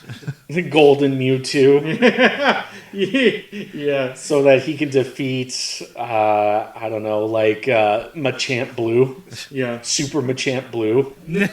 He asks. I think you mean Bangers Super God Machamp Blue. Thank you. Yeah. Super God Machamp Blue No, Machamp. Super Machamp Blue, Super Machamp. Yeah, Thank you. Gosh, that's exhausting. Stop! You're hurting yourself. I really like in Dragon Ball Fighters when Frieza goes gold, just because he's like, I like how somebody mentioned in this Dragon Ball Super, apparently, like, when they're doing Super Saiyan God Super Saiyan, like, apparently there's a panel where Goku's trying to say it, and he, like, bites his tongue, and that's why they shortened it to Super Saiyan Blue. yeah. I like that. Yeah. I like that a lot. I like that they just like they had to write in a reason to just say Super Just say Saiyan. blue. Just say blue. And then now Goku Blanco is canon. Yep. Yeah. Goku Blanco. Oh is god. canon. And it's Ultra Instinct, and I don't even know how that works. But then again, I haven't been that deep into Dragon Ball in a while. Have we set the clock until Vegeta learns how to do Ultra Instinct too? Because he has to. He's going Point. to. And also, does he train or does he just get so mad that he learns how? He's Mad. so frustrated. Mad. He gets it through anger. Mad. I say mad. So that's kind of how he went blue. He was just all like, I'm really mad. I'm really mad at Kakarot. Darn it, Kakarot, if you get a new form, I want it too. Right. What if they give that form to him in DBZ Kakarot? That's like coming Yeah. up next week. That'd be What if that's funny. where Vegeta gets his Ultra Instinct? Oh gosh. Yeah. They've done weird stuff in DBZ games before. Like, there's a bunch, like, even in Budokai, there's non-canon fusions that you can do in game. Yeah, those are fun. Yeah. They're also not great. Yeah, they're bad. They're also pretty bad. The non-canon fusions are like the worst ones. That's right. But for Pokemon, how about that new rival you're going to be getting? Oh yeah, Poison Girl and Psychic Boy. Yeah, That's right. Poison Girl is all yanderade up right now. she is right now. Yeah. She got that shade going on her eyes, and she's always got a smile on. She got a big bow on her head that Yeah, and looks like a butterfly. it makes me uncomfortable because I don't like yanderes. I also am not. You a fan of shouldn't. Yandere. You should not be comfortable around yanderes. But some people are, and it weirds me out. Yeah. I mean, you don't go to sleep listening to your Yandere verbal abuse CDs. Yeah. This BL yandere CD is delish. Yes. Gosh. That's the kind of thing I want to see kids learning more about. No. Not the CDs. Not the No. CDs. That character. Oh, that character okay. and that Yeah. series. Because I've seen Comey, and everybody's all about Comey right now. There's like, oh, it's cute because she can't communicate. She has crippling social anxiety, and that's very adorable. I want that every single time I see that. I'm all like, cool. Read, it's your guys' fault. No matter how I look at it, it's your guys' fault that I'm not popular. Yeah. Watamote, Watamote. Yeah, I want them to look at Watamote and be all like, Watamote got a lot of memes when it came out. It sure did. it's not the memes Yeah. that I'm so much worried about. It's That was. Oh, sorry. Yeah, I like it for the same reason I liked Genshiken, because it felt like a pretty honest take on that sort of thing. Yeah. I suppose. Yeah, It certainly got a lot of exposure just because it was for a while it became the go-to check out this like uncomfortable thing. Right. I think also why I might like it more than other series that have come out that are similar in vein to it is that many of the other characters that are in it feel more like regular characters. They Yeah. don't feel like An a archetype, walking yeah. trope or an archetype. yeah. What, you don't like it when characters are just anime tropes? Anime tropes are a sometimes treat. Thank you. They're a sometimes snack. I've been reading Comey, and I like Comey a lot. I think Comey is great. I'm not a big fan of like any of the other characters so far. I'm Plainman. I'm John Plainman. I'm a Hello. perfectly normal, average individual.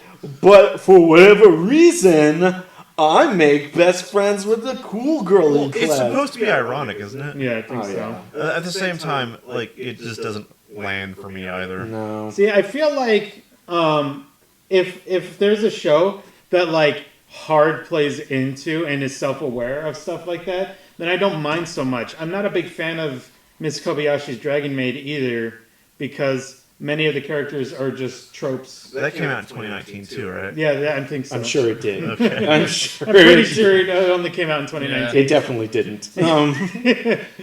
And like, you know, there's just too many characters that just feel like tropes Yeah. in modern anime. I think Smider, you've mentioned that Kill la Kill is a good example of them like playing that up ironically.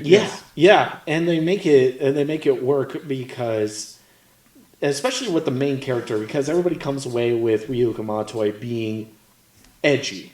Yeah. Yeah, she's got a bad attitude, but there are a bunch of different times where you see her actively, kindly smiling to the other characters and looking out for other people. Yeah. And not even in a humph, I don't care what you think sort of way, but in a genuine, hey, you okay? Yeah. Like a good friend would actually kneel down and be all like, are you doing all right? Like she legitimately cares. Yes. But this isn't the anime podcast. No. No. Stop. We're Look, gonna have an anime happened in 2019. Oh, my mitochondria. I'm getting so hot. It's getting just so. But I did this year start watching Kill la Kill. Oh, yeah? That's Okay. been really great. Hey, well, you know what? Yeah. That brings it in. Yeah, that's it. I did this. I first started Kill la Kill this year, and Yeah. it's been really good. Yeah. Do you want the mango now? You could probably do without the mango. I could probably do without the mango. Oh, okay. If you have that it, much. if you have it and you want to bring it in, I'll read it. I was gonna say I already have it. Oh, well then bring it in. I offered many times. Throw and it you're like, to your- no, that's okay. Throw it to your vault of like 100 other books you haven't read yet. There you go. But this is another case of like the anime is what was first, and then they made manga out of it afterwards. Manga's always better. I'm kidding. In these situations, the manga almost isn't ever better. I know. I'm kidding. Like I heard Space Dandy is great, and I've read the first volume of Space Dandy, and it's kind of really bad. Yeah. Because I think the anime came out first for that Yeah. too, didn't it? Yeah. Same with Cowboy Bebop. It's one of those like the anime. It was originally an anime, and then manga was made for it afterwards. What do you do about those series that first they were an adult game, then they were a family-friendly version of that adult game, Oh, gosh. then they were a light novel, then it was an anime, then it was a manga. I don't want to watch Fate. Okay, you I'm don't not have gonna to. watch Fate. I'm not gonna watch Fate. You don't have. I'm Fate gonna can't make hurt you. I'm gonna make you watch Fate Hollow Abraxia. Ugh, make me watch the most obscure, most niche version of Fate. Probably that one. Did you guys ever see that really trashy Joan of Arc anime? That's just No. it's a fake like it's a Fate like, Fate. and that it's like it takes historical characters and make them hot anime girls. Oh, gosh. Except it's also really bad. Oh, man. Like What art's bad, pacing's bad. What was the actual name of it? Is it Jeanne d'Arc? I think it was like Jeanne d'Arc something or other. I just saw like clips of it and stuff, and I'm just like, this is trash. I think I came within proximity of it, but was repelled somehow. The Fates decided We're otherwise. gonna get into like Yeah. really bad anime when we get into the anime episode, Yes. which we're no. planning on doing like next week or something. I thought about some of the bad anime I've seen, and it hurt me. Save No, that I- in the chamber for later.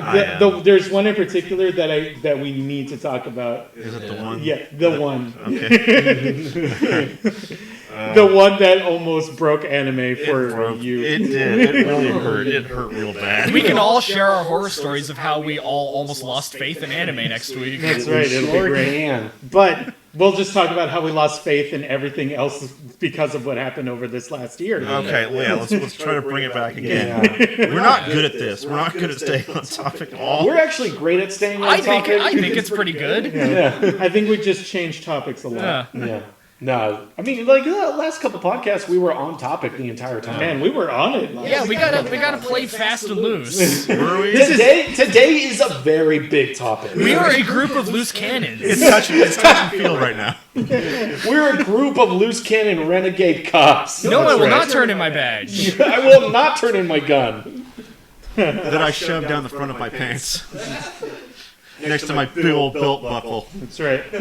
Just for the sake of keeping records and keeping everything straight. Did everybody also lose a partner in an epic warehouse fight?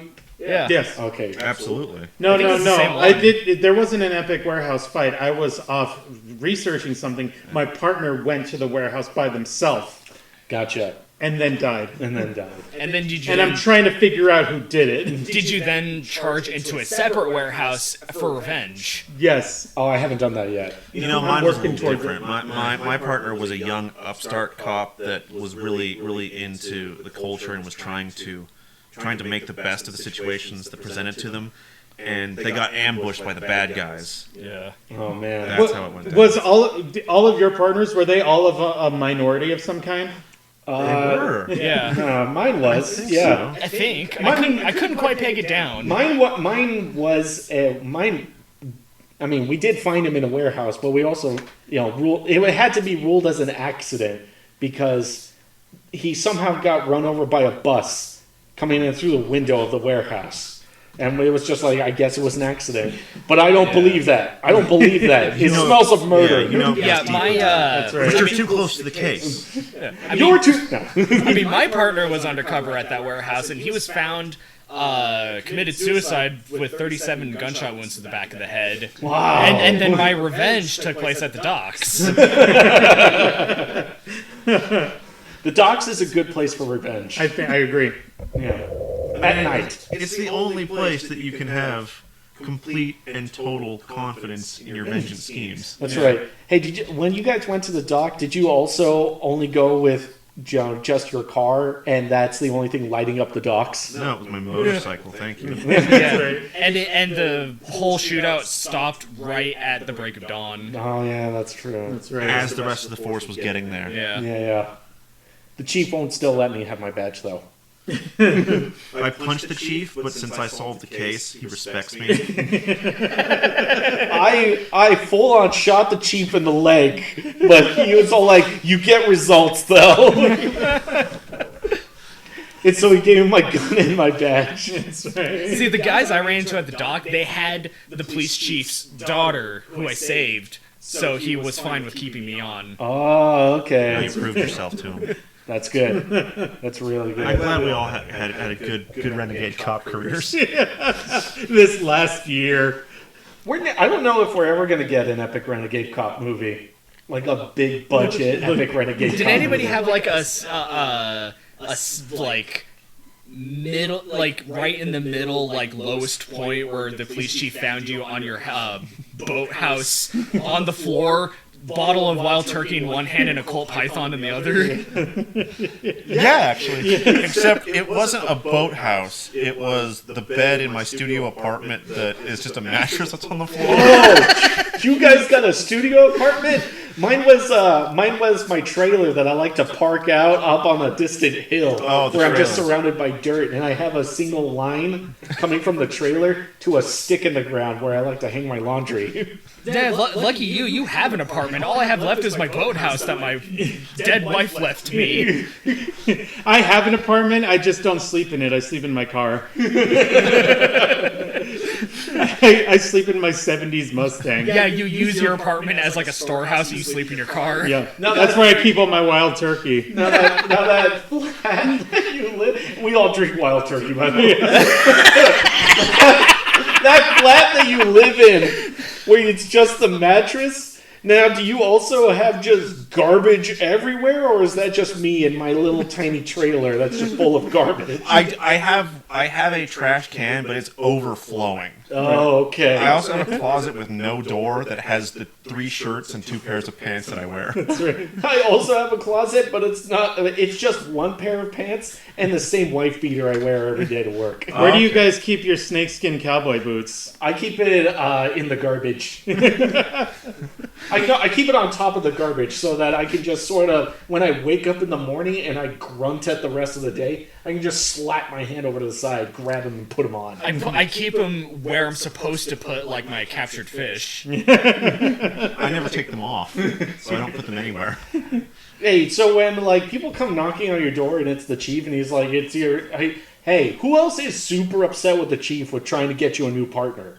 I hate it. Well, usually when he knocks on my door, I'm taking a somber shower, leaning up against the wall with one arm. Like I appreciate. I mean, he's by the books. He's not the same as Samson. You'll never be the same as Samson. Samson, my partner's name was Johnson. My partner's last name was Melroy.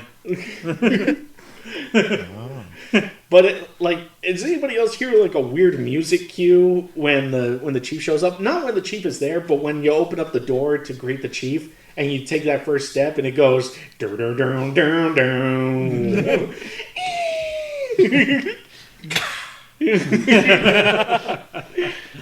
But the sun's always in my eyes, so I'm always having to squint. I'm guessing it looks like that I'm angry or something. I am angry, Yes. but that's beside the point. And he always says, "Jesus, cabretta, you look like shit." And often, I do. Generally, it's the big dark circles under my eyes and the half-burnt bent cigarette in my mouth.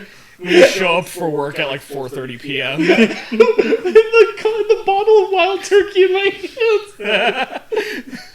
But you know what? I always invite him in for coffee, and I always offer him that 3-day-old pot of cold coffee that I pour into a old stained mug, and I put just in the pour just a microwave. little bit of wild turkey in. You gotta take the mug though and like look inside and smell it first before you pour the coffee in and hand it to him. That's right. This was a weird year. Basically, we want to get endorsed by Wild Turkey. Wild Turkey endorse us. No, they can't. They're busy with what's his name? Yeah. What?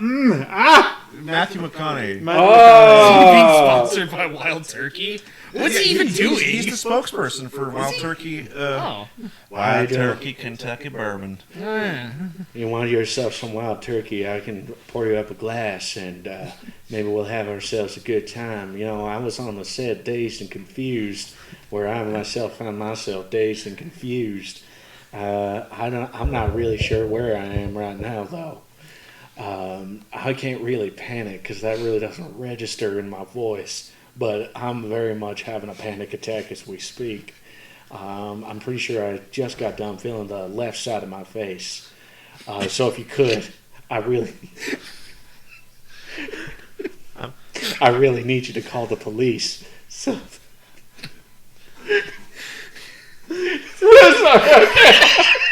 Keep going. I know the end of that. We need you have us on pins and needles.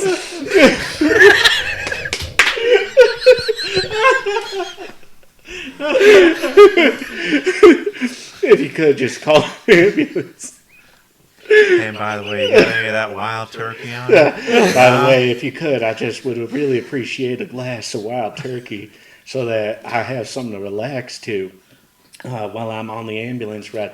And if an ambulance don't come, maybe you could just get up in my Lincoln and just drive me there. You know, I've been driving a Lincoln for a long time, long before anybody paid me to drink Wild Turkey and drive my Lincoln at the same time, which is probably why I'm feeling the way that I am right now. By the way, things are getting real dark. If you could, just hurry up and just call that ambulance.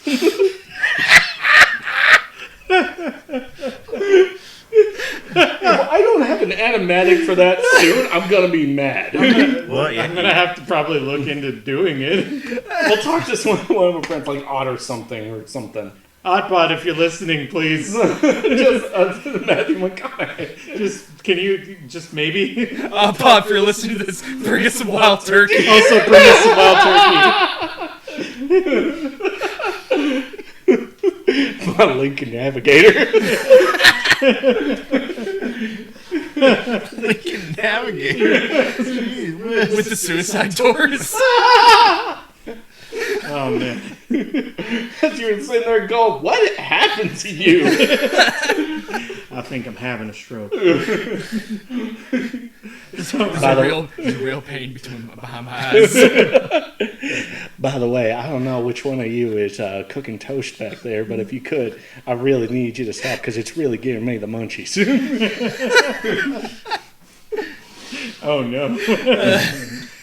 Oh, I wasn't doing that right. I needed to keep getting down lower in my seat because I'm a really relaxed guy, but I'm worried that if I get any more relaxed, I might just actually need to visit the hospital. I'm worried that my heart may be stopping any moment now. That was an adventure. What a fun year. Oh man, 2019 was wild. What a wild time. 2019 was also the year that I finally got into Devil May Cry. Yeah. Like I'd liked the series from a distance for a very long time, but it was the first time that I actually started pouring into the series. Mm-hmm. And Are there any that you haven't beaten yet? I'm still working on 3. Okay. I beat 1, I beat 2, beat 5. Haven't beat 4. Okay. Yeah. Yeah. Sweet, but you got them all. Yeah, I got them all. DMC. I unironically am very interested in that one. You have played it yet, though? No. Weren't we also talking about the nature of the word irony yesterday? We were. We're talking about how, like, no, irony just means jokes now. Yes. Irony is just jokes. Which is also just memes. Yes. So memes equal irony, and irony equals memes. Yes. That's right. Devil May Cry was really good. Devil May Cry 5 was really, really good. Yeah. Oh, it's a ton of fun to play. I can't be mad that Sekiro got Game of the Year for 2019, but there's a part of me that really wishes Devil May Cry 5 got it. Yeah, fair enough. I mean, I would Not have Smash liked. Ultimate. Get out of here. I would have been fine. What's interesting is that all the nominees for Game of the Year, I liked. Like, yeah, I didn't even play Outer World, but we took it over to a friend's house. Yeah. We got it for a friend, and then we watched him play it, and I was like, "This already looks really Yeah, good." the first like hour was that we saw was like, Yeah. yeah, this is a good game. Yeah. So even then, I mean, I respected it, and I thought it was pretty neat. Yeah. I am really feeling so good. Oh man, when Troy Baker does his impression of that, it's He gets good. so he just low. keeps going lower and lower and lower. He's just so relaxed. It's almost as good as Nolan North's Gary Gary Busey. Busey impression. His Gary Busey is otherworldly. Yeah, It's it is. amazing. Yeah. Well, Gary Busey is otherworldly. Yeah, he sure is. Hi, Gary Busey. How's it going? Good. All right. Now listen, when you're traveling down the highway and I hit 75 miles an hour on a hog, Harry Fonda is my Jesus. I think it was Peter Fonda. Peter Fonda is my Jesus. Guys, he's not okay. I don't think he's been okay for a very long time. Right.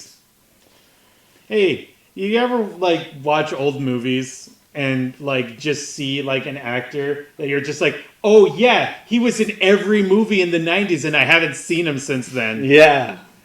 How many of them are gone now? I remember Brendan Fraser being in a lot of spots. Yeah. And then he was just, phew. Then he had to get out for a little while. Yeah. Yeah. And he's coming back in. Didn't his wife divorce him and take all his money? I have no idea.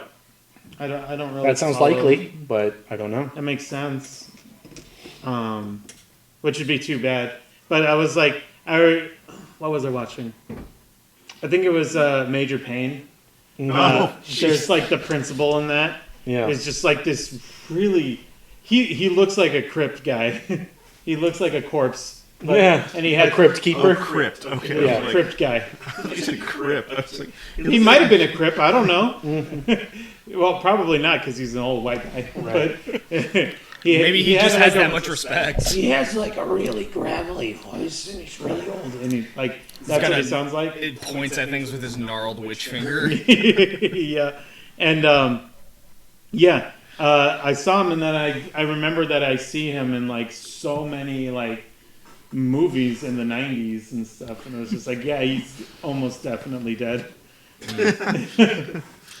Like he statistically he has to be dead. Right. And there's like a bunch of other guys that I had seen. I was just like, man, those guys are something else, for sure.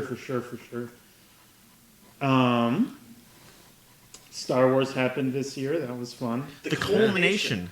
The culmination. We're done, you guys. There's going to be no more Star Wars at all. No more Star Wars ever. We finished Star Wars finally. Yeah. How about that? Did we beat Star Wars? I think we beat Star Wars, you guys. Yeah, we beat it like a dead horse. That's It feels like it. You know, but I mentioned before in our Star Wars episode, I didn't hate what Yeah. Disney's been doing.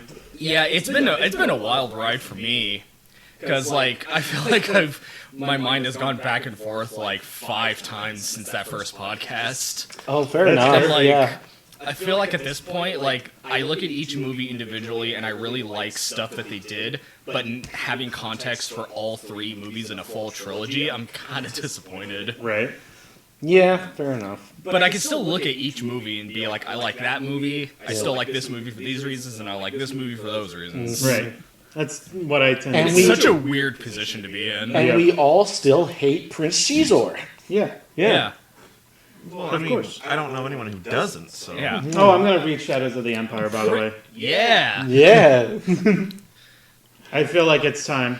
Especially after you showed me that somebody had found an old Shizor action figure Yeah. that they had found Yeah. in their dad's Star Wars stuff. Yeah, and it was the same one that I used to have as a kid. is it the one with the thing that connects and like lightning claws or something. Well, I don't know. I think it was. He had the lightning fans. Yeah, they're like energy fans. Yeah, They he had the connect into a energy shield. fans, but I lost them over time. And I think like the chest part of his like coat is like removable, but the arms aren't. That's funny. Huh. It looked like it. So we can take a nice long look at his rippling pecs. Yeah. Yes. Yes. His rippling bluish green alien pecs. Yeah. Oh yeah, I also forgot to mention in that episode the scene where Prince Xizor captures Leia and tries to like swoon her. Oh.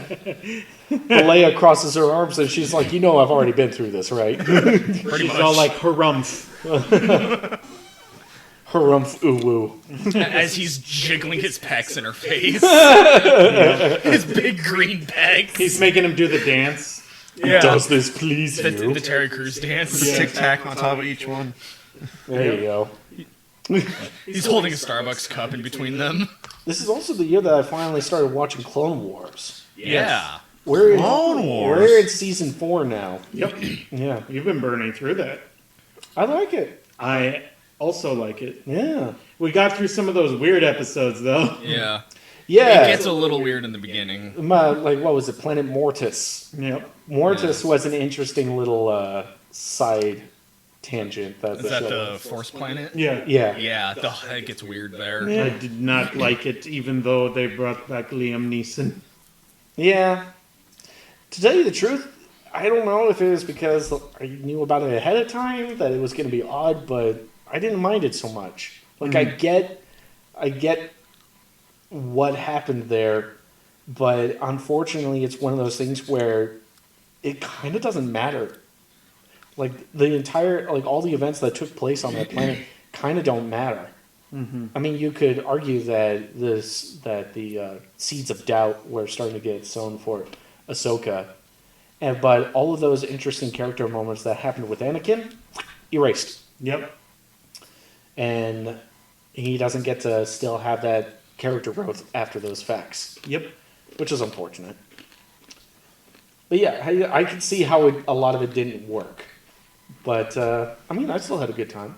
It's been good. Yeah. You dressed up as the Planet Mortis for this convention. Literally everything that's wrong with the Clone Wars. Yes. Let me explain to you why dressing up as the entirety of the planet Mortis is awful and why you've done a bad because of it. Gosh, I hate that. I hate it because what is that person supposed to do? Sit there and take it. Right. Just walk away, I guess. Yeah. Walk away. I'm like, what is the victory here for you coming up on someone and telling them what you're doing right now is terrible for trillions of people? Yeah, trillions. Wow. Yeah, exactly. Every human being on the planet right now. Yes. Times like Yeah. 10 Yeah. or Yeah. 100. Well, we're including all the moon people too, Oh, cool. Oh, yes. and all the people inside the planet too. Oh, yeah. All the Oh, underground yeah. people. Yeah. Yeah. All the locusts. The mole people. All the mole people. The mole people, the locusts, and the Lizard people? no, the crab people, but lizard people too. Yeah. Oh, yeah, I forgot about the Draconians down there. Yeah. Oh, that's true. Yeah. Draconians.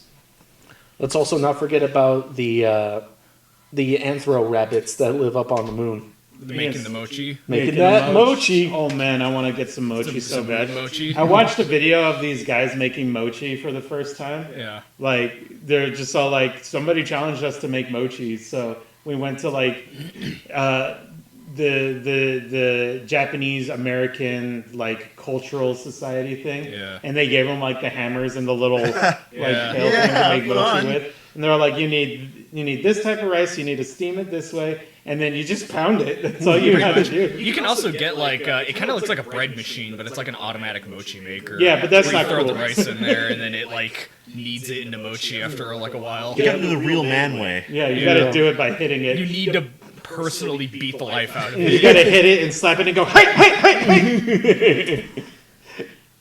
You know, if you don't make the mochi that way, it disrespects you and does a war dance. Yes, right. What was It climbs out of the bowl and fights you. I was about to say what was the how it's really made where it's all like this thing is yelled at for 2 hours. Yeah. I don't know if I showed you that how it's really made by Huggies. What was it? I haven't seen it. Oh It's my really god, good. it's so good.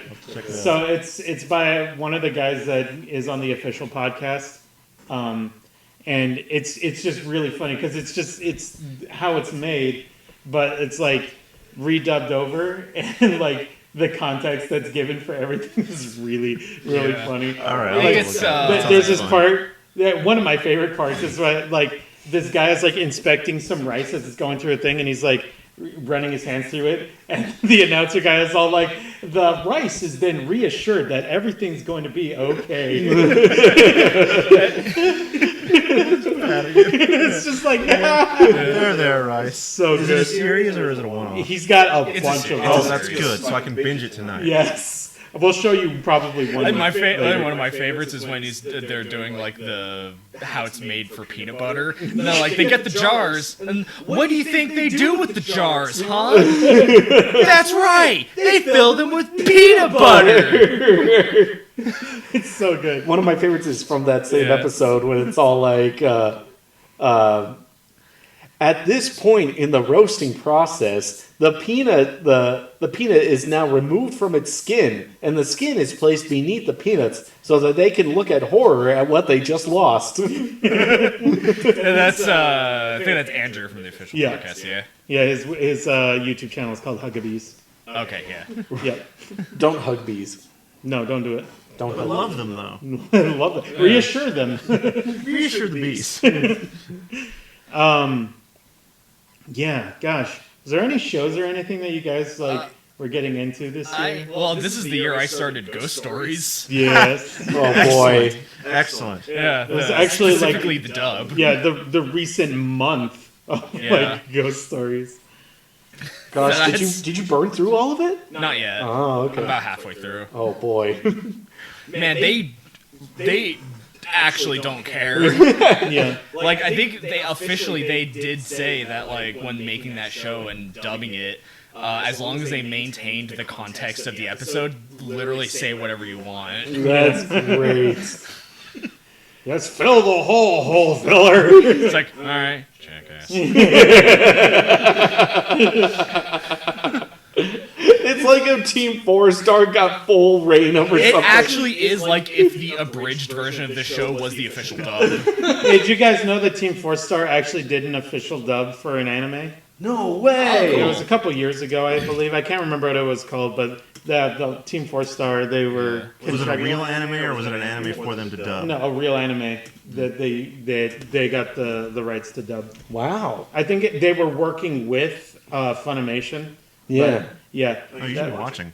Yeah. Yeah, you should be watching. Which also reminds me how in Kai, they also got to Exactly. be in Dragon It's, Ball Z Kai. it's also crazy to think like how many voice actors are like on the Team 4-Star like thing. Like they, like I start recognizing their voices in like a bunch of other places. Yeah, and I love that sort of thing. I think there's about 5, maybe 6 that are like official Team 4-Star. Yeah. Everyone else is like they team up with Team 4-Star. Mm-hmm. Yeah, because occasionally I'll listen to like an abridged thing and I'll start realizing, oh, this is also voices another character in this other like unrelated thing. Like that's just a voice gig. This is very clearly Takahata 101. Yeah. Yeah. And he's the best, and I love him. Another great reason to watch Dragon Ball Z Kai. Yeah. Because they got Team 4-Star. Because they got Team 4-Star to do a thing. to be the bad versions of the Z Warriors. Yeah, so there's an episode where they pretty much do an Ember Islands Players kind of thing. Yes. Where it's just like a play that reenacts what Hercule did for the planet. And they had all of them, and they got like big dumb like helmet things. It's awful. And it's all like people in suits, and they're all like, Yeah. and on wires, and it's just like the worst thing ever.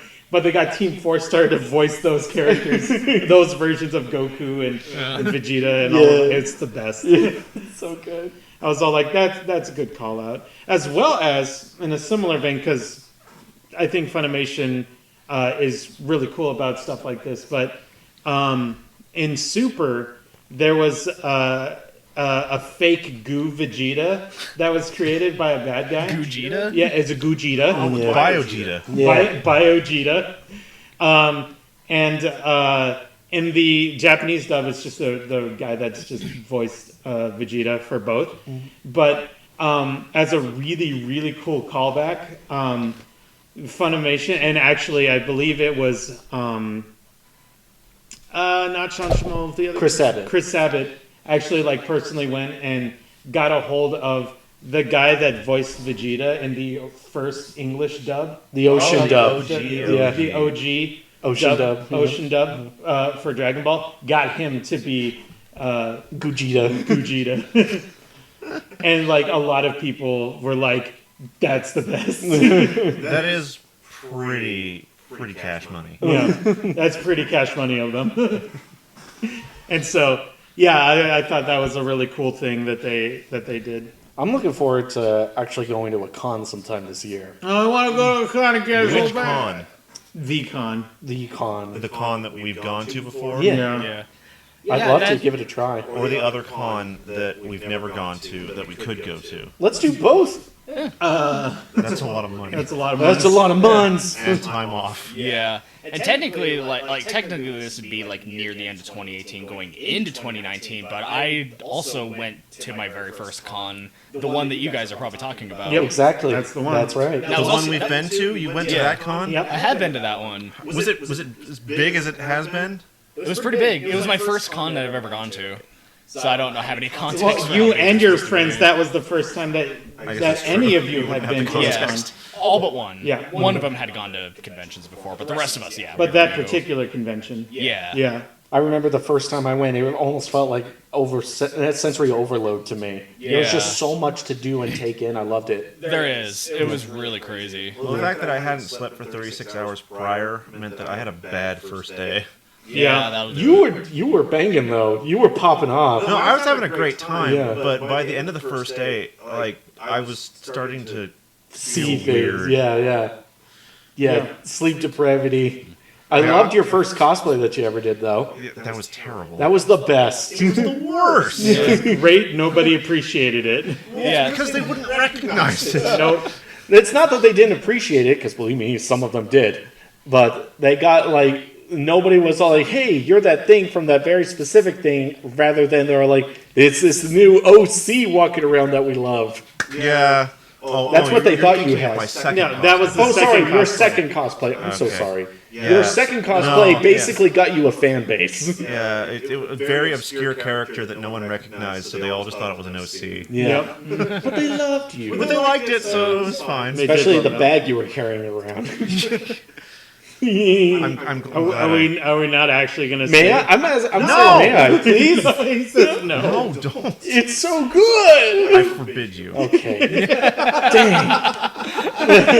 Damn, I am Fair Bolton. Man, it's a good thing you're here for this podcast. Otherwise, you would have gotten exposed Oh live. man, he would have exposed your entire butt. Live on stream. Yeah. And now, you know what? I'm perfectly fine with the viewers and listeners speculating about what on earth you were. Yeah. We'll probably talk about it in the Discord server. It was nothing noteworthy. It was everything. Guys, You had DM me in the Discord server. you had at least 3 or 4 people following you around.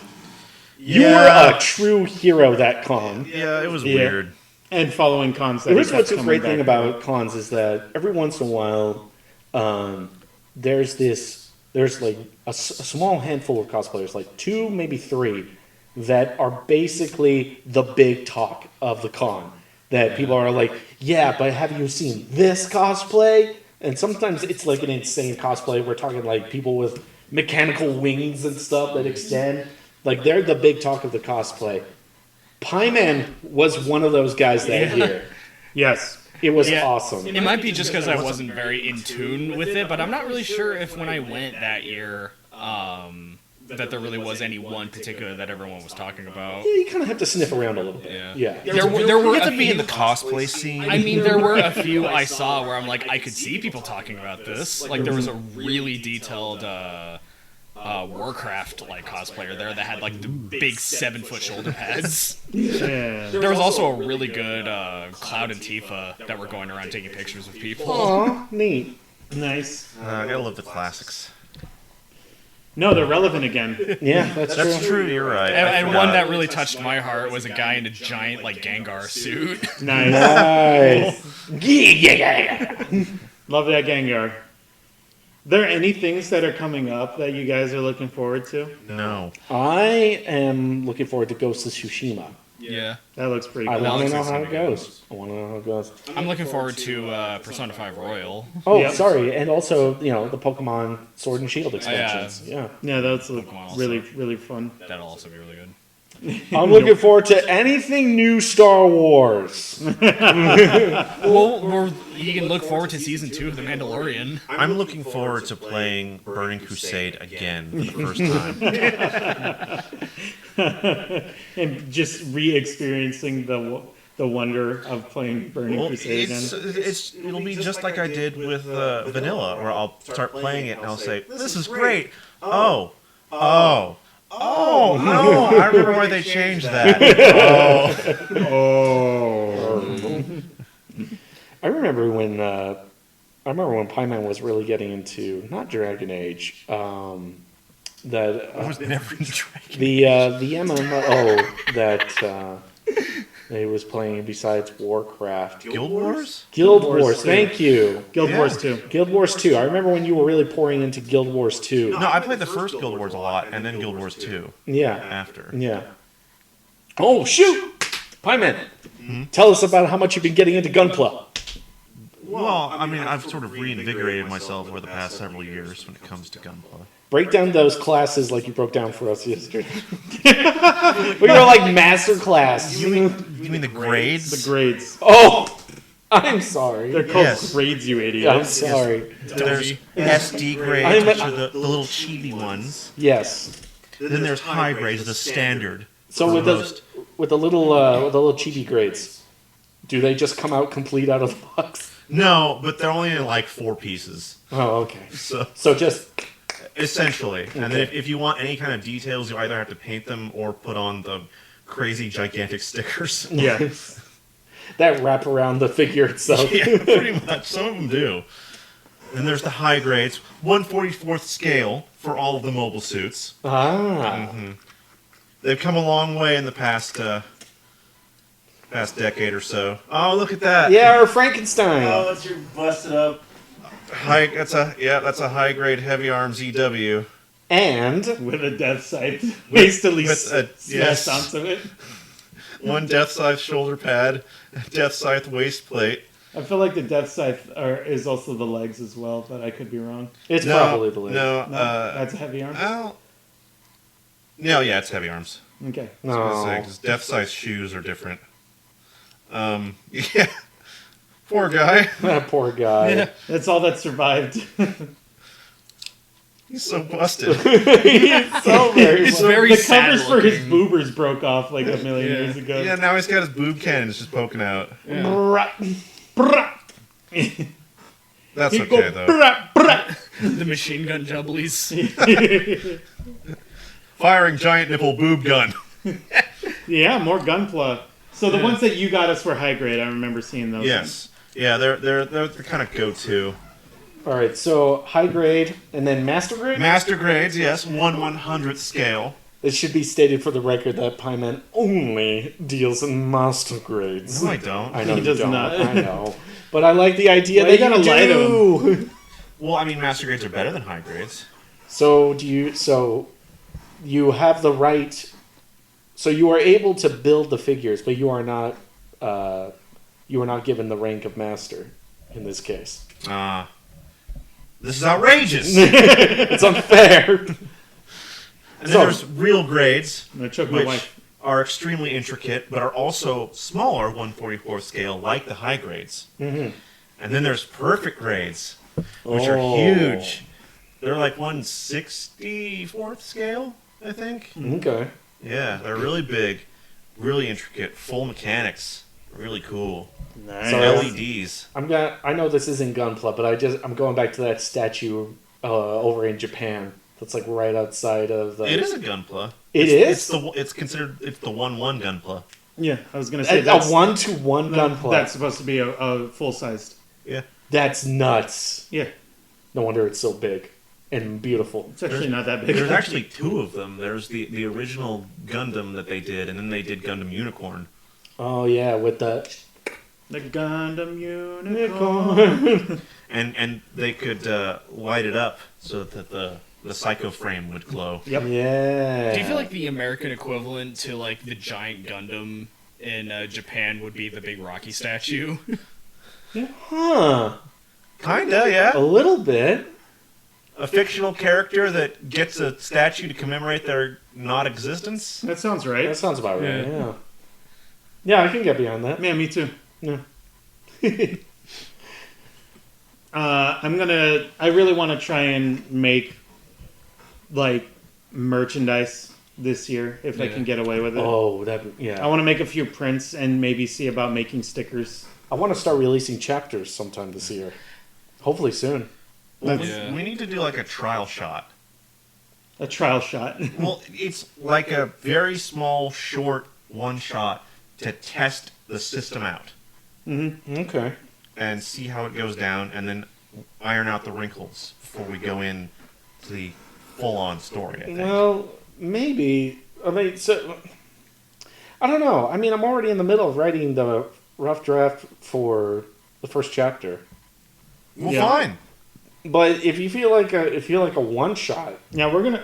I think we mentioned it. We're gonna do the webcomic first, and then after releasing 5 chapters or something like yeah, that, then do a tankobon. then see about making a physical tankobon Okay. to sell. Yeah, and then the Netflix adaptation. Yes, the, Netflix live adaptation action. that will have lots of nudity in it. Yes, Yes. for some A reason. lot of like, yeah, like gratuitous sex scenes that don't need to be there. Right. That doesn't make sense because our girls don't do that. Yeah. It's They only do in the Netflix show. They sure do.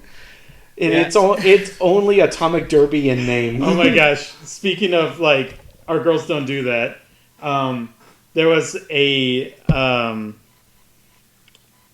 I'm trying to think. There was a post on the Best Friend subreddit, and it had a picture of Krunk from Emperor's New Groove, Yeah. and it was like villains that aren't bad people. They just work for the bad guys. Yeah. And it's like it's Krunk. He's not bad. He just Yeah. works for Yzma. Yeah. And there was a discussion of whether or not Kronk has sex. I was reading that thread. Yeah. Well, I mean, you could go either way because he's a Yeah. huge, muscly Chad man. But at the same time, he's so dumb he wouldn't know what any of that is. Like somebody was all like, "He's so dumb, he probably doesn't know what sex is," and then other people were like, "No, he definitely has sex." Yeah, there are other people making the argument that like it's kind of suggested that he's basically Yzma's boy toy.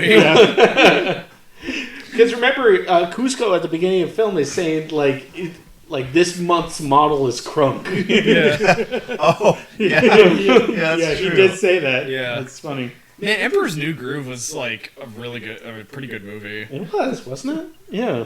I like that. It was a pretty good movie. Yeah, I was gonna say it's entertaining, Yeah. and I like it overall. I wouldn't necessarily say it's a masterpiece. I it's don't not a think it's bad. masterpiece. I think it's really good. And I think it's like the villain team up of like Yzma and Kronk that like really help it. one of the big things about Emperor's New Groove is that it was during the very beginning of like when Disney decided that in order to sell movies we need like a very specific formula in order to do it, and it was like really dumb, funny sidekick characters. And like it had to be written in a very certain way, and it had to appeal to the youngins in a very specific way, which is why like Meet the Robinsons and Chicken Little are the way that they are. Oh yeah, It's yeah. just yeah, like it's okay. like it feels get like you. an old person trying to appeal to kids, Yeah. rather than trying to make a good movie that both kids and adults would enjoy. Yeah. Yeah, fair enough. And so that it was Emperor's New Groove was like at the very beginning Yeah. of that, and that's when movies started transitioning to like hello I guess, fellow kids. Yeah, I guess that movie. I guess Emperor's New Groove was like since it was the first one, it didn't have a chance to get like worn out yet. Yeah, it's still really funny. It was still fresh. Yeah. Yes, and also hiring like big name comedians to play a certain role, Yeah. like Jason Alexander in Hunchback of Notre Dame, and like David Spade in Prisoner of Groove, and Yeah. Yeah. Admittedly, David Spade is not insufferable like Jason Alexander's character in Hunchback. Yeah. That's a good point. Yeah. What? You don't like Jason Alexander? Well, it's not that. It's just that I don't need him making modern pop culture references in this old-timey film. Are you telling me that the gargoyles were not your favorite part of that whole film? Actually, honestly, I liked the other two gargoyles a lot. Yeah. I did not like Jason Alexander's gargoyle. And I feel like it's because he was trying to... Hugo was his? Was that one Hugo? I think it was. Oh, shoot. I just remembered that this year we finally started implementing Bad Movie Night. Yeah. Yeah, we started That's doing been Bad fun. Movie Night. That's great. I love it. We also squeeze in bad television into there, too. Yeah. If we can almost exclusively CSI Miami Yeah. So far. so far. Eventually, if I can replace each plank bit by bit, eventually it'll all be CSI. That'll be holding this ship together. And that's been really great. Yeah. Disney Plus came out this year. Yeah. I am very happy, and that's because I'm a huge Disney shill. Yeah. And like, we were talking with Will earlier, and how people are like, there's certain Fox movies that are being taken off of Disney Plus, and that's just, and people are like, oh, I don't really feel like keeping my subscription, and people are leaving now that The Mandalorian's done and everybody's seen it and all that. And so they're trying to like move things forward to have more appealing things on Disney Plus. But for me, the fact that they have all those Disney cartoons, Yeah, the Disney afternoon. the entirety of the Disney afternoon on there right now, I'm just like, that's going to take me a while to get through. And after I do, I'll probably want to watch it again. Didn't I see the Super Mario Super Show? That's on Netflix. I Was don't it? think it's on Okay. Disney Plus. yeah. But I had heard it was added to a streaming service, and I was yeah, I did watch it on Netflix. But never mind. Sorry, my bad.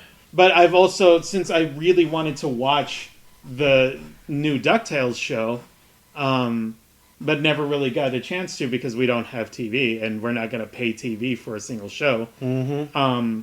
The fact that it's all on Disney Plus, like, I've been watching it. I'm like, this show is really good. Mm-hmm. and watching old shows, turns out don't really like Gummy Bears very much. There's a lot in it that I do like, but like the overarching story isn't really that appealing to me. Gargoyles, however, is on there. Gargoyles. Well, that's unfortunate that now I have no brother. So I don't think you ever really loved Gummy Bears. I That actually love it. I really, really like Gummy Bears. I think it's neat and interesting. The stories are not appealing to me yet. I've legit been, because I've been rewatching the episodes, I've been legit, like, really feeling invested in it. And that's so weird to say. You're invested in the Gummy Bears universe. Also- Legit, they've got lore. Like, they've Yeah. got lore. No, there's legit lore there. Yeah. It's just boring to me. The Gummy Bears lore. Yeah. Well, dude, you have no idea. Do you edit the Gummy Bears wiki?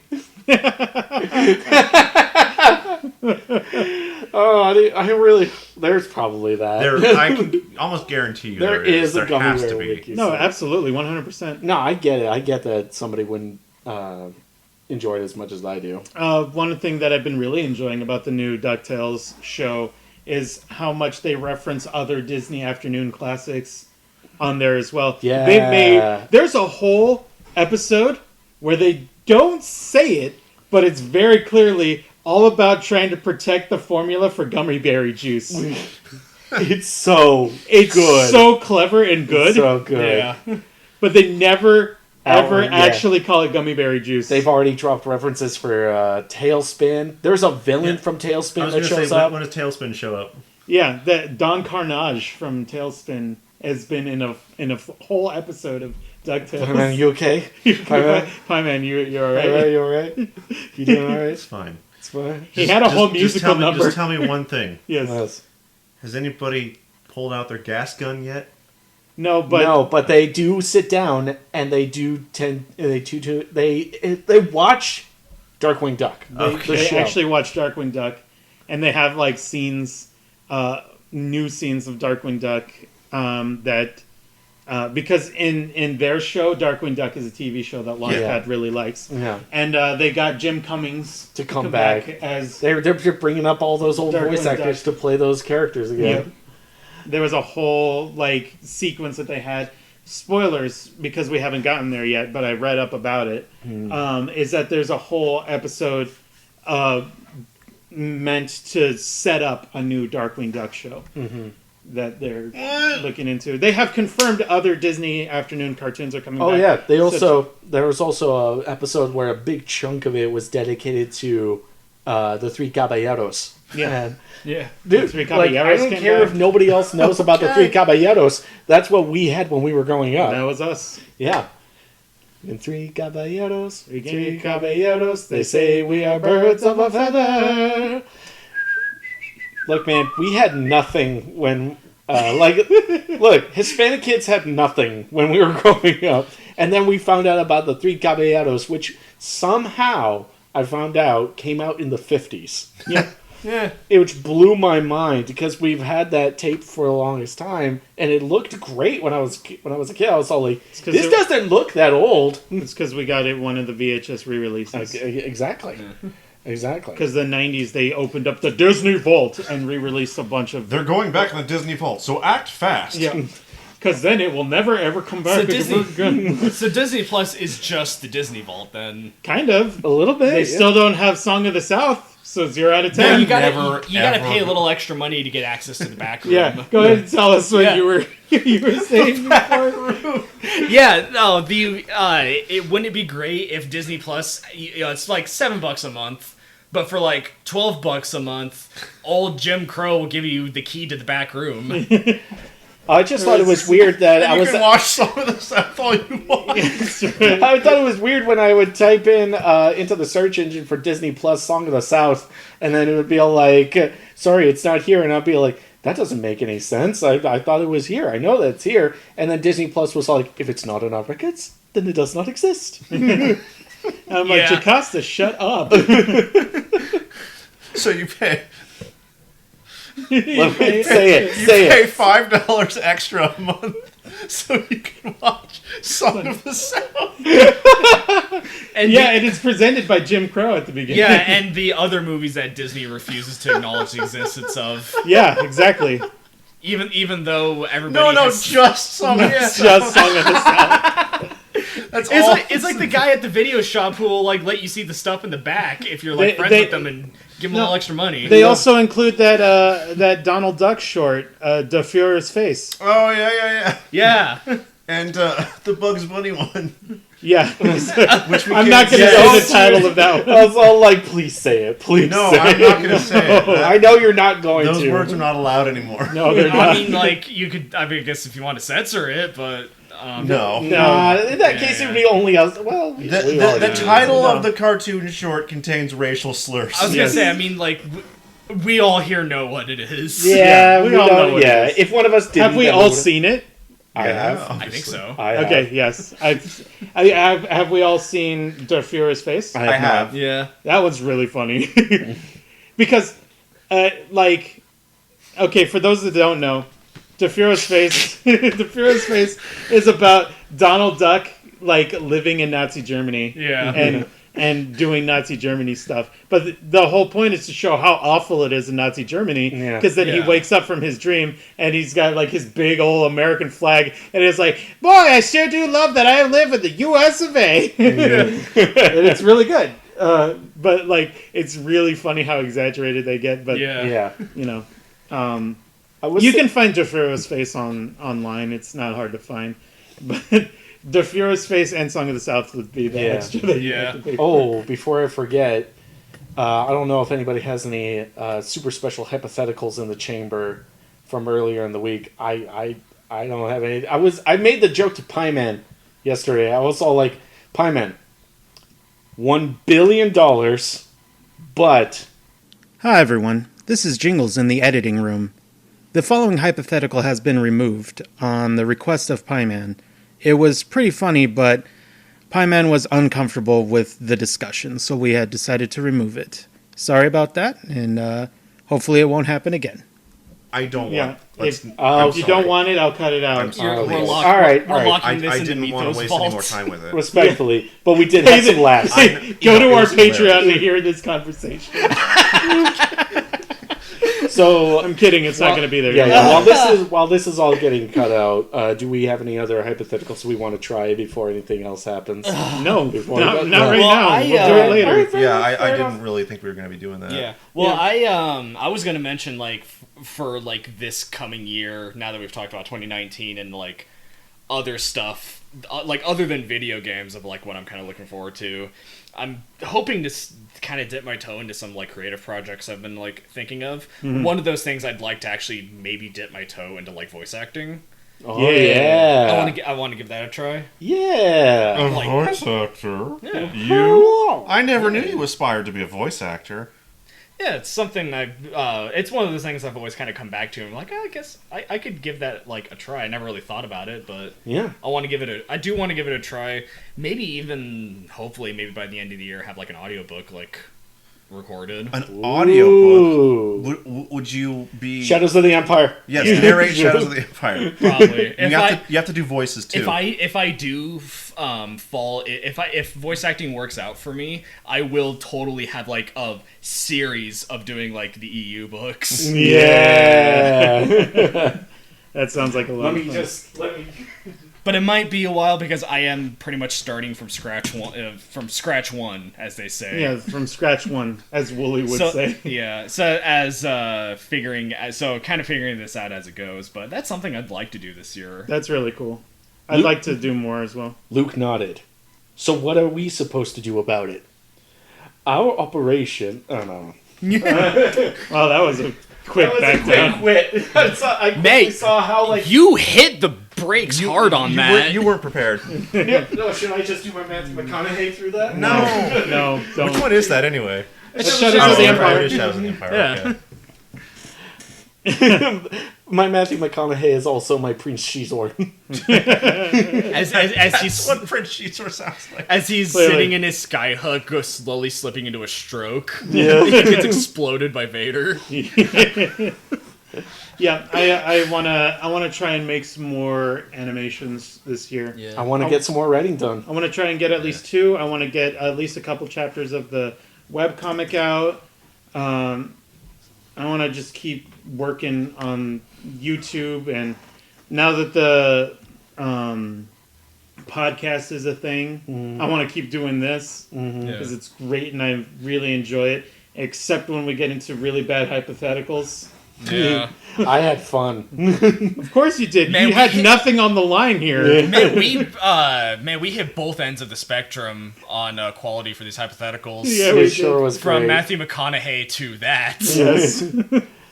To the speechless thing. But yeah, that's definitely. And any plans at all that you have, Pieman? I know you still plan on conquering the next region over. I know that's been pretty frustrating for you. Well, gathering the fleet has been a bit of a chore because most of my ships have been underground because that's where you keep ships. I was about to say, why haven't you just extorted the neighboring countries into helping you? Well, I've used some subterfuge. I've okay. bribed a couple of minor nobles in the neighboring city-states. Excellent. They should be fomenting the seeds of rebellion. I thought you hated rebellion. I do. I'm just gonna sweep in. You're playing both sides, I see. Very nice. Hand ring. Henry. What else you got going on, though? Or any Well, big plans? how did the Harry Potter animation come out? I think it turned out well. What did you think about it? Well, I thought it came out exactly as you showed me. Let me check real quick. Let's see where it's at right now. I think another side thing I'd like to get into too this year is Warhammer, specifically like the tabletop game. Oh I'd like to- my. actually get into that because I've seen you guys play it and it looks like a lot of fun. Oh, Pieman, no. Pieman, no. Stop, Pieman. Stop. If I were you, we're at 214 views, by the way, which is Whoa. better than most of my videos. So, Wow. yep. I think Nice. yeah. Humble beginnings. Humble beginnings. Yeah, check out the Harry Potter animation. We're very proud of it. Pieman did a great job writing it, and it was fun to make it. Would you like to do another one? Yes. Should we do the house one next? I have an idea for a second one. Yeah. No. I have an idea for which animation I want to do next, and I'll talk with you about it. And yeah, we'll get some work done on that, man. It'll be great. All right. We could put our nose to the grindstone. Yeah. We'll die. And if you need a voice for it. Yeah. Just like how we gargled last time. No, Yeah. you're excluded from all of our projects. Yeah, Every I'm not- single one. Oh yeah, I'm on the council, but I'm not part of Mythos. Yes. Oh. Yeah. Oh gosh, we really need to talk about particulars. Yeah. What else have we got in the chamber? Oh, I those think are that's the big things yeah. at Yeah, the those are the moment. big things I think. Holy cow. I'm pretty excited about Yeah. and would want to work on. I just gotta knuckle down and do it. I still need to make my New Year's Cami drawing, make a speed drawing of that. Right. I kind of feel like my speed drawings are gonna be slowing down because I want to work on other stuff. That'll be bigger projects for later on. But I want to keep making more speed drawings. I just haven't done it for a few months because of, well, a bunch of different stuff. I was telling other people that artistically I've been I've been dragging and just not really been feeling too happy with my art. Yeah. And that's why I haven't been doing a whole lot. Yeah. But I'm trying to, ease my way back into that. Yeah. And, I mean, there's a lot of stuff that I need to do for the webcomic that I need to get on. But if I give myself the freedom to tell myself, like, don't worry about making speed drawings so much, it'll help, I guess, ease me a little bit and not have me, like, stressing out over it so much. Right. So yeah, I guess if people that are listening that really are like really into my speed drawings, and I love making the speed drawings, but especially the last few have been not to my standards, and a bunch I've recorded a bunch and I'm just not happy with them. We started streaming this year, which has been great. It's been really fun to sit and chat with our fans and our friends. I hate every second of it. It's been a lot of fun, and I've been really enjoying that, both doing art streams as well as gaming streams. And I like having a good balance, if we can, Yeah. of doing both. Yeah. And so October was more fun than I thought it was going to be. That was nice. That was. And being able to do spooky games like that. Lots of fun. And I look forward to continuing this podcast with you guys. Yeah, this podcast so far, Yeah. it's been all right, except for, that stuff. But, yeah. Yeah, the knockout brawl you guys had in the bathroom, that was nasty. That was It was pretty insane. nasty. I'm pretty sure the cops got called. Knockout bathroom brawl. Cops called. Yeah, the Cops called. Jingles got taken away in like an ambulance, and then Smiter hit the ambulance with his car to stop him. That's right. And then I got out of my car and went over to the ambulance and I rolled it over. And we saw a very slight shadow that's totally wasn't Jingles getting out of the ambulance before you flipped it over. And then I went into the ambulance, pulled out Jingles while he's still on the stretcher, and slammed him against the turnbuckle. Let's say, were you wearing one of those like stagehand ninja outfits? Yes. Yep. No, he was wearing a singlet and some jeans, but the singlet is just under the nipple line on his pecs. It has to be just above it. It's just above it, yeah. Sorry, it's just above it, and it always slips down on one side. Yeah. Just cock the fist. Cock the fist, Roman. But yeah, I'm excited for this next coming year. I think it's going to be pretty great. Yeah, I don't know. I think it's gonna be different. I think it's gonna be interesting. As long as the choking blackness of the void doesn't overtake me, I think I'm excited to see what's Yeah. to come. Oh, so before we end off, because I feel like we're wrapping up, Yes. on Anchor, I don't know if you guys knew this.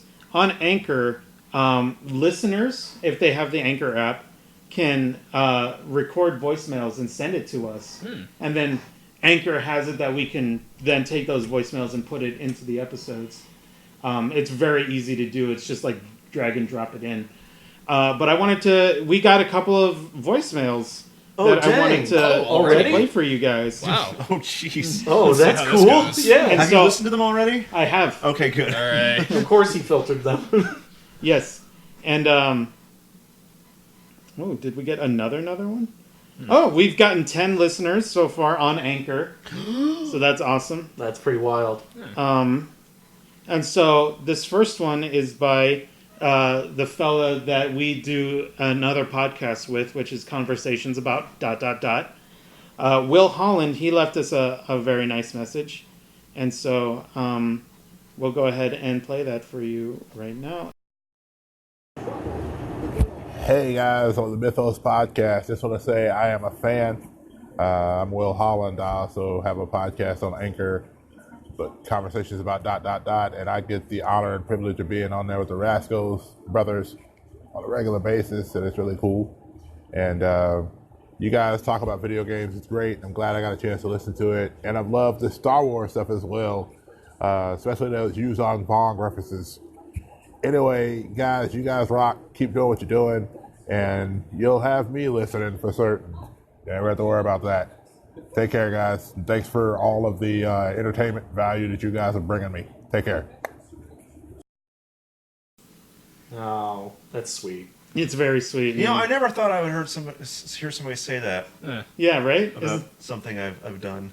It's pretty great. Thank you. And you're A doing big pretty thank- great work too on Conversations About. Yes, it's great. I love listening to Will's you podcast as well. Did you say we had another one? We do, by an individual called the Crafting Cosplayer. She has a YouTube Do channel. I feel some happiness in my soul? Pie Man, are you okay? You okay, Pine? I think I see. Pie Man, I think I see colors that a- coming into you. You're no longer black and white. I think I see some actual like redness in your face. I think it's starting to turn from black and white to sepia a little. The blood is beginning to flow. The heart beats once more. You're not ice cold anymore. And this one is by the Crafting Cosplayer. She is a friend of Will's, and she's been listening to our podcast as well. Oh, cool. Here we go. Hi boys, it's the Crafting Cosplayer, and we should totally do a podcast together because it would be so much fun. It's a really short one, that's but it. You know, they say collabs are the best way to expand your audience. yes, it's too bad we don't have anybody to collab with. Yes, no one. Absolutely no one. Who would ever want to collab with us after this? Yeah. Yes. After all this blood on my hands. Yes, If nobody wanted to collab with us, if anybody wanted to collab with us before, they don't now. I know. right. I've ruined us. We're damaged goods. we're damaged. I'm throwing up my hands. Now we'll never be married. It is planned that Smiter and I will be on Will's podcast with the Crafting Cosplayer at least one time, where we can all just kind of chat and riff and have a good time together. Yeah. So that's the plan at some point in the future. Mm-hmm. But thank you, Big Will, for one, showing us Anchor and showing us that it's so easy to do the cosplay, to do a podcast. His cosplay is simple, and there's absolutely no effort involved. No effort. No. A podcast. Thanks to Anchor. Thanks to Anchor. And that's been amazing. And it literally does all of the hard work for us, finding places for us to stream our podcast from, including Spotify, Google Podcasts, Apple Podcasts, all the big ones. Is this a plug? It should be a plug. Okay. We can make a plug for it. Oh. Because I need to activate sponsorships on here. I wasn't going to do it at first, but I mean, I want to talk to you guys about it as well. Oh yeah, but, probably nothing to worry about right at the moment. Yeah. But it's been really easy and helpful to do. Yeah. Like, the only thing that I have to do now is just make a video version and put it on YouTube. Yeah. And the Crafting Cosplayer, she also has a podcast that I need to check out. But yeah, Will's been a big help with that. Crafting Cosplayer's sweetheart. She's really funny. Well, we need all the help we can get. I thought you guys sure could. thought you guys might like those voicemails. I did. I feel energized. Yeah. I feel something. Yeah, something. Just a little something. I'm just grateful that now it's harder to see through Pyman's skin now. A small sliver of warmth has cut through the icy blackness within me. And so, yeah, I guess we'll go ahead and right, see we'll about wrap it wrapping up. up if we're all good. I think so. It's Shut about it down. Shut it down. Shut her down. This has been about the right length. Thank you, everybody that stuck around and listened to us ramble. And sorry that you didn't get to hear the hypothetical, but it was really bad. I'm very sorry. Super good. It was very funny. No. If it's not in there, it's for a good reason. Yeah. Oh, yeah. Oh, it's a very good reason that it's not in there. But it should be noted that we laughed our heads off. And as an advocate of not censoring ourselves, go ahead. Good job. Good job. Yeah, thank you for listening. If you can, share with whoever you think would enjoy listening to the podcast, since now it's on so many different platforms as well. If you're watching the video version, feel free to give a like and subscribe if you like. Should we see you again in the future? Yes, indeed. I have been Jingles Roscoe. I continue to be Smiter Roscoe. It's glowing. Oh, the warmth is glowing inside me. Oh, Pieman, push it back down. No, Push it I back have down. to embrace it. And this is me, Josh. I'm working on that though. But yeah, thank you all for listening. We'll catch you next time. We will see you guys later. Bye. Goodbye.